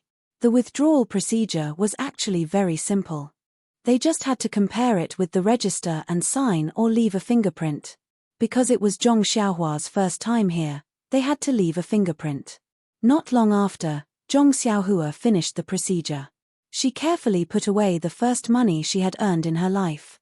Then, Zhong Xiaohua said goodbye to old Mr. Tong. Old Mr. Tong liked Zhong Xiaohua very much.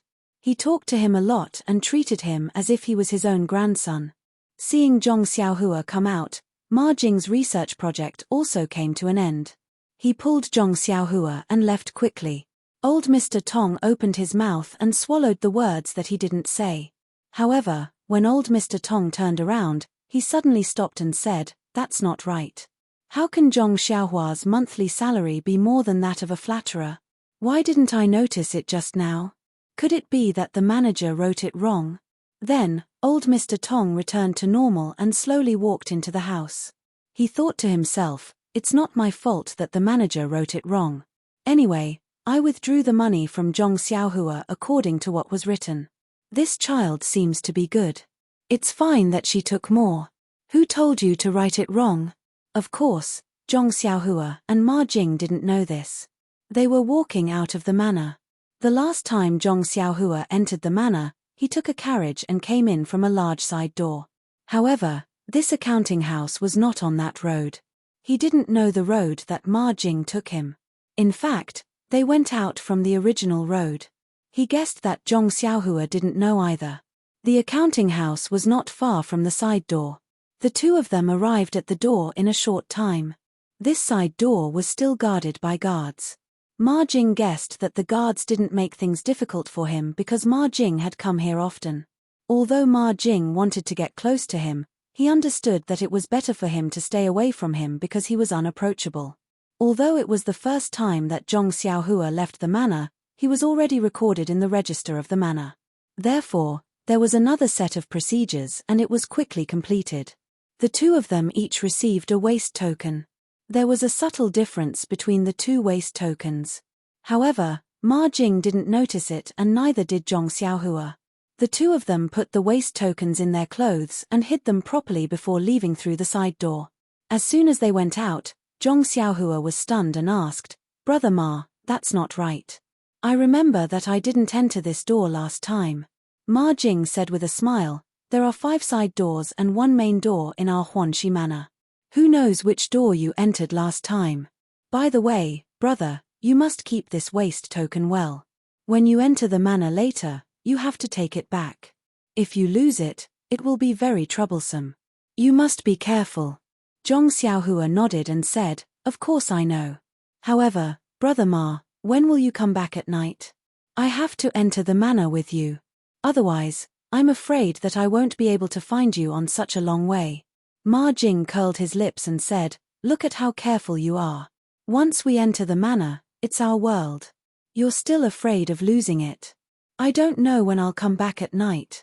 If you want, you can wait at the gatehouse." Zhong Xiaohua said with a bitter face, "Well, Brother Ma, remember to come back early." At this moment, Zhong Xiaohua once again selectively forgot about Ma Jing's smelly feet and the way she avoided Ma Jing from afar every day. She was like a little wife waiting for her man to come home with a hidden bitterness. It was already June. At noon, the sun was scorching hot. Zhong Xiaohua looked up at the scorching sun and secretly complained about Ma Jing. It would be better to leave early. If they were to rush on the road at this time, they would be burned to death by the heat. After crossing the straight main road, Zhong Xiaohua thought that Ma Jing would walk to the shady place by the side of the road. Unexpectedly, Ma Jing did not walk on the main road. Instead, he walked to the side of a small alley and turned down. Zhong Xiaohua was puzzled. She chased after him and said, "Brother Ma, you're going the wrong way. You should be walking on the main road." Looking at Ma Jing's surprised look when he turned back, Zhong Xiaohua thought that she had made a mistake. She hurriedly said, "Brother Ma can't be hungry again. Looking at the sky, it's only right to eat something." When Ma Jing heard this, he laughed out loud and said mockingly, "Brother, don't tell me you're going to walk to Pingyang City." Zhong Xiaohua frowned and said, "Of course we're going to walk to Pingyang City. We don't have our own horse carriages and the farmstead didn't make any for us." Ma Jing smiled and said, "Brother, don't tell me you're going to walk from Lu Town to Pingyang City." Zhong Xiaohua said, "No, we're going to take a horse carriage." "Oh, don't tell me there's a horse carriage from our farmstead to Pingyang City." Ma Jing did not answer. He waved his hand and gestured for Zhong Xiaohua to follow him. Indeed, Zhong Xiaohua's guess was right. There was a huge courtyard at the end of the alley. There was a huge banner hanging on the courtyard that fluttered in the wind. It said, "When a carriage reaches a mountain, there will be a road. Where there is a road, there will be a speeding carriage." There was also a small flag below that said, "Speeding." It turned out that this was the horse carriage company that brought Zhong Xiaohua to Pingyang City. Zhong Xiaohua knew that she was ignorant and inexperienced. She did not say anything else and looked at Ma Jing. Not long after, a small horse carriage that could only fit 2 to 3 people drove out of the courtyard and stopped at the entrance, waiting for people to board. Looking at Zhong Xiaohua's dazed expression, Ma Jing pulled Zhong Xiaohua up the horse carriage. He did not forget to say, "Brother, since this is your first time going out with me, you don't have to pay for the carriage fees. The next time we go out together, you can go out and take the carriage." Zhong Xiaohua was full of joy as he sat on the horse. He was too lazy to say anything to Ma Jing. He hadn't seen his second brother for such a long time, and he didn't know how he was doing at the Lotus Flower Escort Agency. On the day of his second brother's test, that person had said that his second brother was a good seedling for practicing martial arts. He reckoned that he must have learned a lot of fist techniques by now. Thinking about his own nondescript punches and kicks, Zhong Xiaohua was looking forward to seeing his second brother practice martial arts as soon as possible. However, this horse carriage was very comfortable. It was unbearably hot outside. Thinking about how tired she and second brother were when they walked from here to Pingyang City, she did not expect to be able to take a horse carriage after so long. She did not know if Lu Town had such a horse carriage. If it did, it would be very fast to go from Guozhuang House to Lu Town. She did not need to look for someone else's donkey cart. It would be great if there was such a horse carriage from Guozhuang House to 8 Mile Valley. She did not need to wake up early and arrive at noon. Thinking of 8 Mile Valley, she wondered how eldest brother and sister-in-law were doing. Was eldest brother's health better? Also, how was her parents' health? How was the farmland at home? What was she planting in the plot of land that she owned? All of these made Zhong Xiaohua very concerned. Unknowingly, she fell into deep thought. Seeing Zhong Xiaohua like this, Ma Jing thought that it was noon and that Xiaohua was resting. He did not say anything to her. If he knew that a simple ride in a horse carriage would make Zhong Xiaohua think so much, he would definitely laugh until his teeth fell out. You're tuning in to the Dreamy Chapters YouTube channel. We're so grateful for your support, and don't forget to subscribe to join us on this incredible journey through captivating stories. Your generosity through donations truly makes a world of difference, as it's the primary source of revenue that allows me to expand and enhance this channel for you. Thank you from the bottom of my heart for being a part of this adventure.